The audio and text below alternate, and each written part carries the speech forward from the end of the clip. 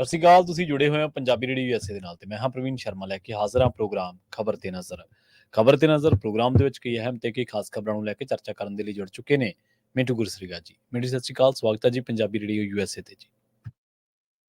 ਸ਼ੁਕਰੀਆ ਸਾਰਿਆਂ ਨੂੰ, ਸਤਿ ਸ੍ਰੀ ਅਕਾਲ ਜੀ। ਪ੍ਰੋਗਰਾਮ ਦੇ ਵਿੱਚ ਅੱਗੇ ਵਧਣ ਤੋਂ ਪਹਿਲਾਂ ਧੰਨਵਾਦ ਕਰਦੇ ਚਲੀਏ ਸਪਾਂਸਰਸ ਦਾ ਜਿਹੜੇ ਜ਼ਰੀਆ ਬਣਦੇ ਨੇ ਇਹਨਾਂ ਪ੍ਰੋਗਰਾਮਾਂ ਨੂੰ ਤੁਹਾਡੇ ਤੱਕ ਪਹੁੰਚਾਉਣ ਦੇ ਲਈ। ਖਾਲਸਾ ਇੰਸ਼ੋਰੈਂਸ ਏਜੰਸੀ ਵਾਲੇ, ਜਿਨ੍ਹਾਂ ਤੋਂ ਤੁਸੀਂ ਹਰ ਤਰੀਕੇ ਦੀ ਇੰਸ਼ੋਰੈਂਸ ਲੈ ਸਕਦੇ ਹੋ। ਇੰਸ਼ੋਰੈਂਸ ਬਾਰੇ ਪਤਾ ਕਰਨ ਦੇ ਲਈ ਇਹਨਾਂ ਦਾ ਨੰਬਰ ਹੈ 408-272-2500। ਇਹ 1992 ਤੋਂ ਲਗਾਤਾਰ ਇੰਸ਼ੋਰੈਂਸ ਬਿਜ਼ਨਸ ਦੇ ਵਿੱਚ ਸ਼ਾਨਦਾਰ ਸੇਵਾਵਾਂ ਦੇ ਰਹੇ ਨੇ ਤੇ ਅਮਰੀਕਾ ਭਰ ਦੇ ਵਿੱਚ ਇੰਸ਼ੋਰੈਂਸ ਕਰਦੇ ਨੇ। ਓਬਾਮਾ ਕੇਅਰ, ਮੈਡੀਕੇਅਰ ਜਾਂ ਫਿਰ ਕਵਰਡ ਕੈਲੀਫੋਰਨੀਆ ਬਾਬਤ ਪਾਲਿਸੀ ਕਰਵਾਉਣ ਦੇ ਲਈ, ਸਲਾਹ ਲੈਣ ਦੇ ਲਈ ਅੱਜ ਹੀ ਕਾਲ ਕਰੋ 408-272-2500 ਤੇ। ਟਰਕੀਅਨ ਇਮੀਗ੍ਰੇਸ਼ਨ ਲਾ ਫਰਮ ਵਾਲੇ ਜੇ ਟਰਕੀਅਨ ਟੋਨੀ ਟਰਕੀਅਨ ਦੇ ਨਾਲ ਤੁਸੀਂ ਯੂਐਸ ਇਮੀਗ੍ਰੇਸ਼ਨ ਬਾਬਤ ਕੋਈ ਵੀ ਸਲਾਹ ਕਰਨੀ ਹੈ, ਕੋਈ ਵੀ ਸਵਾਲ ਪੁੱਛਣਾ ਤੇ ਇਹਨਾਂ ਦਾ ਨੰਬਰ ਹੈ 4159090503। Jaswinder Singh, Nachhattar Kaur Nagra Roseville, Charan Singh Sukhwinder Dhaliwala Arizona, Krishan Dhanota Yuba City, Baljinder Singh Nijjar Woodland, Paramjit ਕੌਰੰਗੀ ਵੈਕਾਵਿਲ, ਪ੍ਰਿਤਪਾਲ ਸਿੰਘ ਸਿੱਧੂ ਫਰੈਜ਼ਨੋ, ਜੀਐਨ ਲੀਗ ਬੜੇ ਟਰੱਕ ਵਾਸ਼ ਕਰਦੇ ਨੇ, ਆਇਲ ਚੇਂਜ ਕਰਦੇ ਨੇ, ਏਅਰ ਬ੍ਰੇਕਾਂ ਦਾ ਕੰਮ ਤਸੱਲੀ ਬਖਸ਼ ਕਰਵਾ ਸਕਦੇ ਹੋ। ਨਵੇਂ ਪੁਰਾਣੇ ਟਾਇਰ ਵੀ ਇਹਨਾਂ ਤੋਂ ਮਿਲਦੇ ਨੇ। ਲੋਕੇਸ਼ਨ ਅਸੈਂਤਾ ਨੀਲਾ ਦੀ ਨਿਮਾ ਸੋਤਾ ਦੇ ਨਾਲ ਗੱਲ ਕੀਤੀ ਜਾ ਸਕਦੀ ਹੈ 209-277-0113 ਤੇ ਇੰਟਲੀਪ ਟਰੱਕ ਸਟਾਪ ਵਾਲੇ। ਇਹਨਾਂ ਸਾਰੇ ਹੀ ਸਪਾਂਸਰਸ ਦਾ ਬਹੁਤ ਬਹੁਤ ਧੰਨਵਾਦ। ਤੇ ਜੇਕਰ ਤੁਸੀਂ ਵੀ ਪੰਜਾਬੀ ਰੇਡੀਓ ਐਸੇ ਦੇ ਇਹਨਾਂ ਪ੍ਰੋਗਰਾਮਾਂ ਨੂੰ ਸਪਾਂਸਰ ਕਰਨਾ ਚਾਹੁੰਦੇ ਹੋ ਤਾਂ ਸਟੂਡੀਓ ਦਾ ਨੰਬਰ ਹੈ 408-272-5200। ਅੱਜ ਦਾ ਖਬਰ ਤੇ ਨਜ਼ਰ ਪ੍ਰੋਗਰਾਮ ਸਾਲ 2024 ਦੀ 4 ਅਕਤੂਬਰ ਦਾ ਪ੍ਰੋਗਰਾਮ ਹੈ ਤੇ ਦਿਨ ਅੱਜ ਸ਼ੁੱਕਰਵਾਰ ਹੈ। ਖਬਰਾਂ ਦੀ ਸ਼ੁਰੂਆਤ ਮਿੰਟੂ ਜੀ ਆਪਾਂ ਕਰੀਏ ਪੰਚਾਇਤੀ ਚੋਣਾਂ ਦੀਆਂ ਨਾਮਜ਼ਦਗੀਆਂ ਤੋਂ। ਨਾਮਜ਼ਦਗੀਆਂ ਖਤਮ ਹੋ ਗਈਆਂ ਜੀ। ਪ੍ਰਵੀਨ ਜੀ, ਲੇਟੈਸਟ ਅਪਡੇਟ ਇਸ ਮਾਮਲੇ 'ਚ ਇਹ ਆ ਜੀ ਕਿ ਅੱਜ ਸ਼ੁੱਕਰਵਾਰ ਸ਼ਾਮ ਨੂੰ ਨਾਮਜ਼ਦਗੀ ਤੇ ਖਤਮ ਹੋ ਗਈ। ਲਗਭਗ 3-4 ਵਜੇ ਸਭ ਖਤਮ ਹੋ ਗਿਆ ਜੀ। ਪਰ ਇੰਨੀਆਂ ਜ਼ਿਆਦਾ ਲਾਈਨਾਂ ਸੀ ਕਿਉਂਕਿ ਮਿਸਮੈਨੇਜਮੈਂਟ ਹੈ ਨਾ, ਜਿਹੜੀ ਗੱਲ ਆਪਾਂ ਡੇ 1 ਤੋਂ ਕਹਿ ਰਹੇ ਹਾਂ, ਪਹਿਲੇ ਦਿਨ ਤੋਂ ਗੱਲ ਕਹਿ ਰਹੇ ਹਾਂ ਕਿ ਬਾਈ ਬਹੁਤ ਜ਼ਿਆਦਾ ਮਿਸਮੈਨੇਜਮੈਂਟ। ਕਿਉਂਕਿ ਧੱਕਾ ਤਾਂ ਦੇਖੋ ਪ੍ਰਵੀਨ ਜੀ, ਕੋਈ ਨਵੀਂ ਗੱਲ ਨਹੀਂ ਹੈ, ਠੀਕ ਹੈ ਨਾ ਸਰ, ਕਿ ਇਹ ਤਾਂ ਆਪਾਂ ਜੇ ਕਹੀ ਚੱਲੀਏ ਕਿ ਏਦਾਂ ਹੈ ਉਦਾਂ ਹੈ, ਧੱਕਾ ਪਹਿਲਾਂ ਵੀ ਸੀਗਾ ਪਰ ਨਾਮਜ਼ਦਗੀਆਂ ਵੇਲੇ ਇੰਨਾ ਰੌਲਾ ਰੱਪਾ ਤੇ ਇੰਨੀ ਮਿਸਮੈਨੇਜਮੈਂਟ ਆਪਾਂ ਪਹਿਲਾਂ ਤੇ ਕਦੇ ਨਹੀਂ ਸੀ ਵੇਖੀ। ਮੈਂ ਆਪਣੀ ਸੁਰਤ ਦੇ ਵਿੱਚ ਇਹ ਚੀਜ਼ਾਂ ਇੰਨੀਆਂ ਨਹੀਂ, ਹਾਂ ਠੀਕ ਹੈ ਪਰਚੇ ਰੱਦ ਰੁੱਦ ਹੁੰਦੇ ਸੀਗੇ ਪਰ ਭਰਨ ਵੇਲੇ ਇੰਨੀ ਅਫੜਾ ਤਫੜੀ ਨਹੀਂ ਸੀ ਦੇਖੀ। ਹੁਣ ਅੱਜ ਤੁਸੀਂ ਦੇਖੋ ਜਲਾਲਾਬਾਦ ਤੋਂ ਲੈ ਕੇ ਮਜੀਠੇ ਤੱਕ ਰੌਲੇ ਪੈਂਦੇ ਰਹੇ। ਹੁਣੇ ਮੈਂ ਇੱਕ ਪੈਨਲਿਸਟ ਬੈਠੇ ਆ ਜਿਹੜੇ ਆਮ ਆਦਮੀ ਪਾਰਟੀ ਦੇ ਐਡਵੋਕੇਟ ਜਿਹੜੇ ਪਾਸੀ ਸਾਹਿਬ, ਉਹਨਾਂ ਨੂੰ ਸੁਣ ਰਹੇ ਸੀ, ਕਹਿੰਦੇ ਜੀ ਇੱਕਾ ਦੁੱਕਾ ਘਟਨਾਵਾਂ ਹੋਈਆਂ ਨੇ। ਨਹੀਂ, ਇੱਕਾ ਦੁੱਕਾ ਘਟਨਾਵਾਂ ਨਹੀਂ ਹੋਈਆਂ, ਜਿੱਥੇ ਹੋਈਆਂ ਬਹੁਤ ਬੁਰੀਆਂ ਹੋਈਆਂ। ਪ੍ਰਵੀਨ ਜੀ, ਫਾਈਲਾਂ ਪਾੜ ਕੇ ਸੁੱਟ ਦਿੱਤੀਆਂ ਗਈਆਂ। ਕੁਝ ਤੇ ਮੇਰੇ ਕੋਲ ਜਿਹੜੀ ਰਿਪੋਰਟ ਹੈ ਮੈਂ ਪੁਸ਼ਟੀ ਤੇ ਨਹੀਂ ਕਰਦਾ, ਜੋ ਮੈਨੂੰ ਦੱਸਿਆ ਜਾ ਰਿਹਾ, ਕੁਝ ਮੇਰੇ ਦੋਸਤ ਮੈਸੇਜ ਕਰ ਰਹੇ ਨੇ, ਆਡੀਅנס ਦੇ ਵਿੱਚੋਂ ਵੀ ਸਾਨੂੰ ਸੂਚਨਾਵਾਂ ਦਿੰਦੇ ਰਹਿੰਦੇ ਆ, ਤਾਂ ਉਹ ਤਾਂ ਕਹਿ ਰਹੇ ਆ ਕਿ ਉਮੀਦਵਾਰਾਂ ਦੇ ਕਾਗਜ਼ ਅਫਸਰ ਲੈ ਕੇ ਜਾਂਦੇ ਤੇ ਪਾੜ ਕੇ ਮੂੰਹ ਤੇ ਮਾਰਦੇ। ਅੱਛਾ, ਐਸਾ ਵੀ ਕੁਝ ਥਾਵਾਂ ਤੇ ਹੋਇਆ ਕਿ ਯਾਨੀ ਪੁਲਿਸ ਵਾਲਿਆਂ ਨੇ ਜਾਂ ਅਫਸਰਸ਼ਾਹੀ, ਮੇਰੇ ਕੋਲ ਮੈਸੇਜ ਹੈ ਪਟਿਆਲੇ ਜ਼ਿਲ੍ਹੇ ਤੋਂ ਕਿ ਐਸਾ ਧੱਕਾ, ਖੁਦ ਕਹਿ ਰਹੇ ਆ ਕਿ ਐਸਾ ਧੱਕਾ ਅਸੀਂ ਕਦੇ ਨਹੀਂ ਸੀ ਵੇਖਿਆ, ਕਿ ਕੁਝ ਥਾਵਾਂ ਤੇ ਇਹ ਵੀ ਹੈ। ਮਤਲਬ ਕਿ ਇਹ ਤਾਂ ਬਹੁਤ ਹੈਰਾਨਗੀ ਦੀ ਗੱਲ ਹੈ ਕਿ ਫਾਈਲਾਂ ਪਾੜੀਆਂ ਗਈਆਂ। ਅੱਜ ਵੀ ਜੇ ਤੁਸੀਂ ਦੇਖੋ ਕਿ ਬਹੁਤ ਸਾਰੇ ਵਿਜ਼ੂਅਲ, ਕੁਝ ਵੀਡੀਓਜ਼ ਮੇਰੇ ਕੋਲ ਵੀ ਹੈ ਜਿਹਦੇ ਵਿੱਚ ਕਾਗਜ਼ ਖਿਲ ਰਹੇ ਪਏ ਆ, ਲੋਕ ਕਹਿੰਦੇ ਕਿ ਖੋ ਕੇ ਕਾਗਜ਼ ਪਾੜ ਦਿੱਤੇ ਨੇ। ਮੋਗਾ, ਮਮਦੋਟ, ਇੱਥੇ ਤੇ ਕੁੱਟੇ ਆ, ਸਿਰ ਪਾਟੇ ਆ ਸਰ ਜੀ। ਤਾਂ ਇਹ ਕਮਾਲ ਦੀ ਗੱਲ ਹੈ ਔਰ ਇਹੀ ਕਾਰਨ ਹੈ ਸਰ ਕਿ ਹੁਣੇ ਚੋਣ ਕਮਿਸ਼ਨ ਨੇ ਇੱਕ ਬਹੁਤ ਵੱਡਾ ਫੈਸਲਾ ਲਿਆ। ਉਹਨਾਂ ਨੇ ਕਿਹਾ ਕਿ ਜਿਹੜੇ ਬੰਦੇ ਰਹਿ ਗਏ ਆ, ਟਾਈਮ ਪੂਰਾ ਹੋਣ ਤੋਂ ਬਾਅਦ ਜਿਹੜੇ ਬੰਦੇ ਰਹਿ ਗਏ ਆ, ਜੋ ਉੱਥੇ ਲਾਈਨ 'ਚ ਲੱਗੇ, ਸਭ ਦੇ ਕਾਗਜ਼ ਭਰਵਾਓ ਜੀ। ਸਰ ਇਹ ਕੀ ਚੱਲ ਰਿਹਾ, ਸਮਝ ਤੋਂ ਬਾਹਰ ਹੈ। ਇਹਨਾਂ ਦੇ ਆਪਣੇ ਇੱਕ ਵਿਧਾਇਕ ਨੇ ਕਮਾਲ ਕੀਤਾ ਕਿ ਸਰਬਸੰਮਤੀ ਦੇਖੋ, ਮਾਡਲ ਦੇਖੋ, ਇਹਨਾਂ ਦੇ ਮਾਡਲ ਬੜੇ ਕਮਾਲ ਦੇ ਨੇ ਨਾ, ਦਿੱਲੀ ਮਾਡਲ ਹੈ, ਫਲਾਣਾ ਮਾਡਲ ਹੈ। ਹੁਣ ਸ਼ਤਰਾਣਾ ਮਾਡਲ ਦੇਖੋ, ਹੁੰਦਾ ਕੀ ਹੈ ਕਿ 4 ਬੰਦੇ ਜਾਂਦੇ ਨੇ ਵਿਧਾਇਕ ਦੇ ਘਰੇ ਤੇ ਉਹਦੇ ਭਰਾ ਨੂੰ ਹਾਰ ਪਾ ਕੇ ਤੇ ਆ ਜਾਂਦੇ, ਕਹਿੰਦੇ ਜੀ ਸਹਿਮਤੀ ਹੋ ਗਈ। ਕਮਾਲ ਹੋ ਗਈ। ਮਤਲਬ ਕਿ ਇਸ ਤਰ੍ਹਾਂ ਦੀ ਹਾਲਤ ਬਣ ਗਈ ਹੈ ਕਿ ਉਹ ਸਰਬਸੰਮਤੀ ਹਾਈ ਕੋਰਟ 'ਚ ਚੈਲੰਜ ਹੋ ਗਈ। ਮੁੱਖ ਮੰਤਰੀ ਨੂੰ ਸਰਬਸੰਮਤੀ ਕਰਵਾਉਣ ਵਾਸਤੇ ਕਿ ਮੇਰੀ ਇੱਜ਼ਤ ਰੱਖੋ ਪਿੰਡ ਆਉਣਾ ਪਿਆ। ਯਾਨੀ ਬੰਦੇ ਤੇ ਜਿਹੜੇ ਇਹਨਾਂ ਦੇ ਲੱਭ ਰਹੇ ਨੇ ਸਰ, ਉਹਨਾਂ ਦੀ ਇੱਕ ਦੀ ਕਹਾਣੀ ਮੈਨੂੰ ਸੁਣਾਈ ਕਿਸੇ ਸੱਜਣ ਨੇ। ਉਹ ਕਹਿੰਦਾ ਸਾਡੇ ਪਿੰਡ ਦਾ ਇਹ ਬੰਦਾ ਮਲੰਗ ਹੋ ਗਿਆ, 2-2.5 ਕਿੱਲੇ ਸੀ ਸਾਰੀ ਵੇਚਤੀ। ਹੁਣ ਕਹਿੰਦਾ ਵੀ ਮੈਂ ਤੇ ਮਰੇ ਹੀ ਮਰਿਆ, ਮੈਂ ਤੁਹਾਡੇ ਕਿਸੇ ਦੇ ਕਾਗਜ਼ ਨਹੀਂ ਭਰੀ ਚਲਦੇ ਨੇ, ਤੇ ਜਾਂ ਮੈਂ ਆਪ ਹੈ ਨਹੀਂ ਤੇ ਜਾਂ ਗਾਹਕ ਹੈ ਨਹੀਂ, ਤੇ 100-150 ਬੰਦਾ ਲਿਆ ਕੇ ਇਹਨੇ 10 ਦਿਨ ਪਹਿਲਾਂ ਹੀ ਬਿਠਾਇਆ। ਅੱਛਾ। ਤੇ ਜੇ ਕਾਗਜ਼ ਭਰੇ ਜਾਂਦੇ, ਕਿਉਂਕਿ ਉਹ ਰਗੜਿਆ ਜਾਊਗਾ, ਕਿਉਂਕਿ ਦੂਜੀਆਂ ਸਾਰੀਆਂ ਤੇ ਰਹੀ ਉਹਦੇ ਉਲਟ ਹੋ ਗਈਆਂ ਕਿ ਇਲੈਕਸ਼ਨ ਹੁੰਦਾ ਤੇ ਸਾਰਾ ਪਿੰਡ ਹੀ ਰਾ ਦੂਗਾ ਉਹਨੂੰ। ਇਹ ਇਹੋ ਜਿਹੇ ਮਾਜ਼ਰੇ ਨੇ ਸਰ, ਜਿੱਥੇ ਵੀ ਇਹ ਸਭ ਕੁਝ ਹੋਇਆ ਗਲਤ ਹੋਇਆ। ਪਰ ਖੈਰ ਜੇ ਆਪਾਂ ਵੇਖੀਏ ਬਹੁਤ ਵੱਡਾ ਪ੍ਰੋਸੈਸ ਹੈ। ਮੈਂ ਵਾਰ-ਵਾਰ ਕਹਿੰਦਾ ਕਿ ਲਗਭਗ 1 ਲੱਖ ਤਾਂ ਜਿਹੜੀ ਆ ਉਹ ਚੋਣ ਹੁੰਦੀ ਹੈ। 87,000 ਦੇ ਕਰੀਬ ਮੈਂਬਰ ਹੋ ਗਏ ਆਪਣੇ, ਨਾ 83-84,000, ਤੇ ਬਾਕੀ ਲਾ ਲਓ ਕਿ 13,000 ਸਰਪੰਚ, ਲਗਭਗ ਲੱਖ। ਤੇ 3 ਨੂੰ ਵੀ ਆਪਾਂ ਵੇਖੀਏ, ਇੱਕ ਦੀ ਜਗ੍ਹਾ 3 ਦਾਅਵੇਦਾਰ ਐਵਰੇਜ ਲਾਈਏ ਤਾਂ 3 ਲੱਖ ਲਾਉਂਦੇ 5 ਦਿਨਾਂ 'ਚ। ਘੰਟੇ ਕੀ ਦੇ ਰਹੇ ਹੋ? 11 ਤੋਂ 3 ਦਾ ਸਮਾਂ ਯਾਰ। ਤੁਹਾਡੇ ਕੋਲ ਵਰਕ ਫੋਰਸ ਜਿਹੜੀ ਚਾਹੀਦੀ ਆ ਉੱਥੇ ਲਾਉਣੀ, ਉਹ ਹੈ ਨਹੀਂ ਗੀ ਸਰ। ਸੋ ਇਸ ਵਾਸਤੇ ਇਹਦਾ ਤਾਂ ਹੱਲ ਕੱਢਣਾ ਪਊਗਾ। ਪਰ ਜੋ ਕਾਗਜ਼ ਭਰਨ ਵੇਲੇ ਆ ਧੱਕ ਮਤੱਕਾ, ਮਿਸਮੈਨੇਜਮੈਂਟ, ਇੱਥੋਂ ਤੱਕ ਪ੍ਰਵੀਨ ਜੀ ਕਿ ਜਿਹੜੀਆਂ ਡਿਊਟੀਆਂ ਲੱਗੀਆਂ, ਅੱਜ ਮੈਨੂੰ ਕੈਨੇਡਾ ਤੋਂ ਇੱਕ ਅਧਿਆਪਕ ਦਾ ਮੈਸੇਜ ਮਿਲਿਆ। ਉਹ ਕਹਿੰਦਾ ਕਿ ਸਰ ਮੈਂ ਇਸੇ ਕਰਕੇ 60% ਮੈਂ ਅੰਗਹੀਣ ਸੀਗਾ, ਤਾਂ ਮੇਰੀ ਵੀ ਡਿਊਟੀ ਇਲੈਕਸ਼ਨਾਂ 'ਚ ਲੱਗਦੀ ਰਹੀ ਹੈ, ਤਾਂ ਮੈਂ ਅੱਕ ਕੇ ਕੈਨੇਡਾ ਦਾ ਰਸਤਾ ਚੁਣਿਆ, ਜਿੱਥੇ ਮੈਨੂੰ ਬੈਠੇ ਨੂੰ ਸਰਕਾਰ ਪੈਸੇ ਦਿੰਦੀ ਹੈ। ਤਾਂ ਤੁਸੀਂ ਅੰਦਾਜ਼ਾ ਲਾ ਲਓ ਕਿ ਪ੍ਰੈਗਨੈਂਟ ਜੋ ਲੇਡੀਜ਼ ਨੇ ਟੀਚਿੰਗ ਲਾਈਨ 'ਚ, ਉਹਨਾਂ ਦੀਆਂ ਡਿਊਟੀਆਂ ਲਾ ਦਿੱਤੀਆਂ। ਜਿਹੜੀਆਂ ਆਪਣੇ ਬਾਲਾਂ ਨੂੰ ਦੁੱਧ ਚੁਗਾਉਂਦੀਆਂ ਨੇ, ਉਹਨਾਂ ਦੀਆਂ ਡਿਊਟੀਆਂ ਲਾ ਦਿੱਤੀਆਂ ਗਈਆਂ। ਆਊਟਸੋਰਸਿੰਗ ਜਿਹਦੀ ਡਿਊਟੀ ਲੱਗ ਹੀ ਨਹੀਂ ਸਕਦੀ, ਉਹਦੀਆਂ ਡਿਊਟੀਆਂ। ਮਿਸ ਮੈਨੇਜਮੈਂਟ, ਮੈਂ ਕਹਿੰਦਾ ਕਿ ਮੈਂ ਇਹਦੇ ਤੇ ਹੋਰ ਵੀ ਬਹੁਤ ਲੰਮਾ ਬੋਲ ਸਕਦਾ। ਸਮੇਂ ਦੀ ਇੱਕ ਕਹਿ ਲਓ ਹੱਦ ਹੁੰਦੀ ਆ, ਪਰ ਇੱਧਰ ਵੀ ਕੋਈ ਹੱਦ ਹੁੰਦੀ ਆ। ਹੱਦ ਮੁਕਾ ਛੱਡੀ ਆ। ਪਰ ਏਡੇ ਬੇਸ਼ਰਮ ਸਿਆਸਤਦਾਨ ਮੈਂ ਨਹੀਂ ਵੇਖਣੇ। ਜੇ ਉਹਨਾਂ ਨੂੰ ਪੁੱਛੋ, ਕਹਿੰਦੇ ਕਿ ਇੱਕਾ ਦੁੱਕਾ ਘਟਨਾਵਾਂ ਹੋਈਆਂ, ਉਹ ਵੀ ਇਹਨਾਂ ਦੀਆਂ, ਯਾਨੀ ਜਿਹੜੀਆਂ ਦੂਜੀਆਂ ਵਿਰੋਧੀ ਧਿਰਾਂ, ਇਹਨਾਂ ਦੀਆਂ ਆਪੋ ਵਿੱਚ ਦੀ ਲਾਗ ਡਾਟਾ ਹੈਗੀਆਂ, ਉਹ ਨਿਕਲੀਆਂ ਨੇ ਬਸ। ਜੀ। ਤੇ ਮੈਨੂੰ ਜੀ ਅਗਲੀ ਖਬਰ ਦੇ ਵੱਲ ਵਧੀਆ ਗੱਲ ਕਰੀਏ ਭਾਜਪਾ ਨੇ ਵੀ ਜ਼ਿਮਨੀ ਚੋਣਾਂ ਦੀ ਤਿਆਰੀ ਵੱਢ ਦਿੱਤੀ ਹੈ ਜੀ। ਹਾਂਜੀ, ਦੇਖੋ ਇਹਨਾਂ ਨੇ ਅੱਜ ਲਾ ਦਿੱਤੇ ਨੇ, ਇੰਚਾਰਜ ਲਾ ਦਿੱਤੇ ਆ। ਹਲਕਾ ਇੰਚਾਰਜ ਲੱਗਾ, ਯਾਨੀ ਗਿੱਦੜਬਾਹਾ ਦੇ ਵਿੱਚ ਅਬਜ਼ਰਵਰ ਕਹਿ ਲਓ, ਇੰਚਾਰਜ ਕਹਿ ਲਓ, ਇਹਨਾਂ ਨੇ ਜਿਹੜੇ ਲਾਏ ਨੇ। ਤਾਂ ਇਹਦਾ ਮਤਲਬ ਇਹ ਕਿ ਇਹ ਚੋਣਾਂ ਲੜਨਗੇ। ਆਪਾਂ ਸ਼ਾਇਦ ਮਨਪ੍ਰੀਤ ਬਾਦਲ ਦੀ ਗੱਲ ਕਰ ਲਈ ਹੋਏਗੀ ਕਿ ਮਨਪ੍ਰੀਤ ਬਾਦਲ ਤਾਂ ਪਹਿਲਾਂ ਹੀ ਐਕਟਿਵ ਹੋ ਗਏ ਨੇ। ਗਿੱਦੜਬਾਹਾ ਦੇ ਵਿੱਚ ਮਨਪ੍ਰੀਤ ਬਾਦਲ ਲੰਮੇ ਸਮੇਂ ਤੋਂ ਐਕਟਿਵ ਨੇ, ਤੇ ਕੱਲ ਉਹਨਾਂ ਨੇ ਇੱਛਾ ਵੀ ਜਤਾ ਦਿੱਤੀ ਸੀ ਕਿ ਇਲੈਕਸ਼ਨ ਲੜਨਗੇ। ਤਾਂ ਮਤਲਬ ਕਿ ਭਾਰਤੀ ਜਨਤਾ ਪਾਰਟੀ ਨੇ ਤਿਆਰੀ ਵਿੱਢ ਲਈ ਹੈ ਸਰ। ਅਵਿਨਾਸ਼ ਰਾਏ ਖੰਨਾ, ਅਸ਼ਵਨੀ ਸ਼ਰਮਾ, ਮਨੋਰੰਜਨ ਕਾਲੀਆ, ਸ਼ਵੇਤ ਮਲਕ, ਇਹ ਸਾਰੇ ਹੀ ਮੈਦਾਨ 'ਚ ਉਤਾਰ ਦਿੱਤੇ ਆ ਭਾਜਪਾ ਨੇ। ਹੁਣ ਇਹਦੇ ਵਿੱਚ ਕੀ ਹੈ ਕਿ ਕਿਸੇ ਨੂੰ ਇੰਚਾਰਜ ਲਾ ਦਿੱਤਾ, ਕਿਸੇ ਨੂੰ ਨਾਲ ਸਹਾਇਕ ਇੰਚਾਰਜ ਲਾ ਦਿੱਤਾ। ਤਾਂ ਆਪਾਂ ਮੁੱਢਲੇ ਤੌਰ ਤੇ ਜੇ ਵੇਖੀਏ ਤਾਂ 4 ਵਿਧਾਨ ਸਭਾ ਵਾਸਤੇ ਇਹਨਾਂ ਨੇ ਆਪਣੇ ਪਲੇਅਰ ਜਿਹੜੇ ਸੀਗੇ ਉਹ ਭੇਜ ਦਿੱਤੇ। ਗਿੱਦੜਬਾਹਾ 'ਚ ਜ਼ਿੰਮੇਵਾਰੀ ਦਿੱਤੀ ਗਈ ਅਵਿਨਾਸ਼ ਰਾਏ ਖੰਨਾ। ਇਹ ਪੁਰਾਣੇ ਅਕਾਲੀਆਂ ਦੇ ਸਾਥੀ ਆ, ਅਕਾਲੀਆਂ ਨਾਲ ਤਾਲਮੇਲ ਬਹੁਤ ਵਧੀਆ ਰਿਹਾ ਇਹਨਾਂ ਦਾ। ਨਾਲ ਦਿਆਲ ਸਿੰਘ ਸੋਢੀ ਆ, ਇਹ ਜਿੰਨਾ ਕੋ ਮੈਂ ਜਾਣਦਾ ਇਹ ਵੀ ਇਸੇ ਹਲਕੇ ਦੀ ਆ, ਇਸੇ ਇਲਾਕੇ ਦੀ ਆ ਕਹਿ ਲਓ। ਤੇ ਇਸੇ ਤਰ੍ਹਾਂ ਬਰਨਾਲਾ ਦੇ ਵਿੱਚ ਮਨੋਰੰਜਨ ਕਾਲੀਆ ਚਲੇ ਗਏ ਇੰਚਾਰਜ, ਜਗਮੋਹਨ ਸਿੰਘ ਰਾਜੂ ਉਹਨਾਂ ਨੂੰ ਸਹਾਇਕ ਲਾ ਦਿੱਤਾ ਗਿਆ।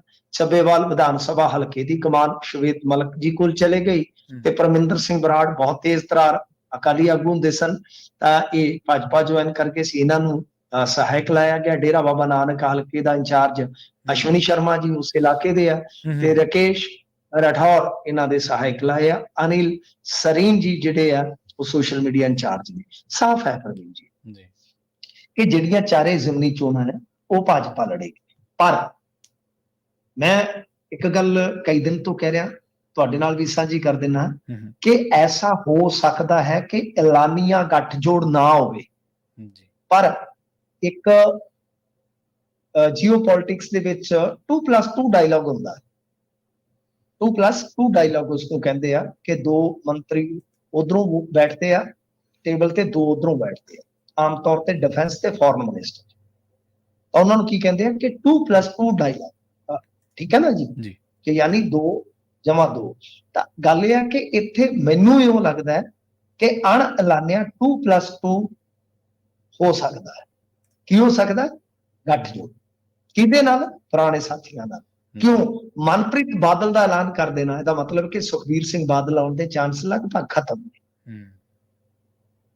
ਤਾਂ ਯਾਨੀ 2 ਤੇ ਤੁਸੀਂ ਹਮਾਇਤ ਕਰਦੇ ਹੋ, 2 ਤੇ ਅਸੀਂ ਕਰ ਦਿੰਦੇ ਹਾਂ। ਸੌਦਾ ਇੱਕੋ ਜਿਹਾ, ਦਿਲ ਦੇਣਾ ਤੇ ਦਿਲ ਮੰਗਣਾ, ਸੌਦਾ ਇੱਕੋ ਜਿਹਾ, ਸੁਣ ਸੋਨੇ ਦਿਆ ਕੰਗਣਾ। ਮੰਡੀ ਵਾਲੀ ਕੰਗਣਾ ਨਹੀਂ, ਸੋਨੇ ਦਿਆ ਕੰਗਣਾ। ਤਾਂ ਗੱਲ ਇਹ ਆ ਕਿ ਐਸੀ ਸੂਰਤ ਹਾਲ ਬਣਦੀ ਨਜ਼ਰ ਆ ਰਹੀ ਹੈ ਕਿ 2+2 ਹੋ ਜਾਵੇ, 2 ਉਹ ਛੱਡ ਦੇਣ, 2 ਉਹ ਛੱਡ ਦੇਣ।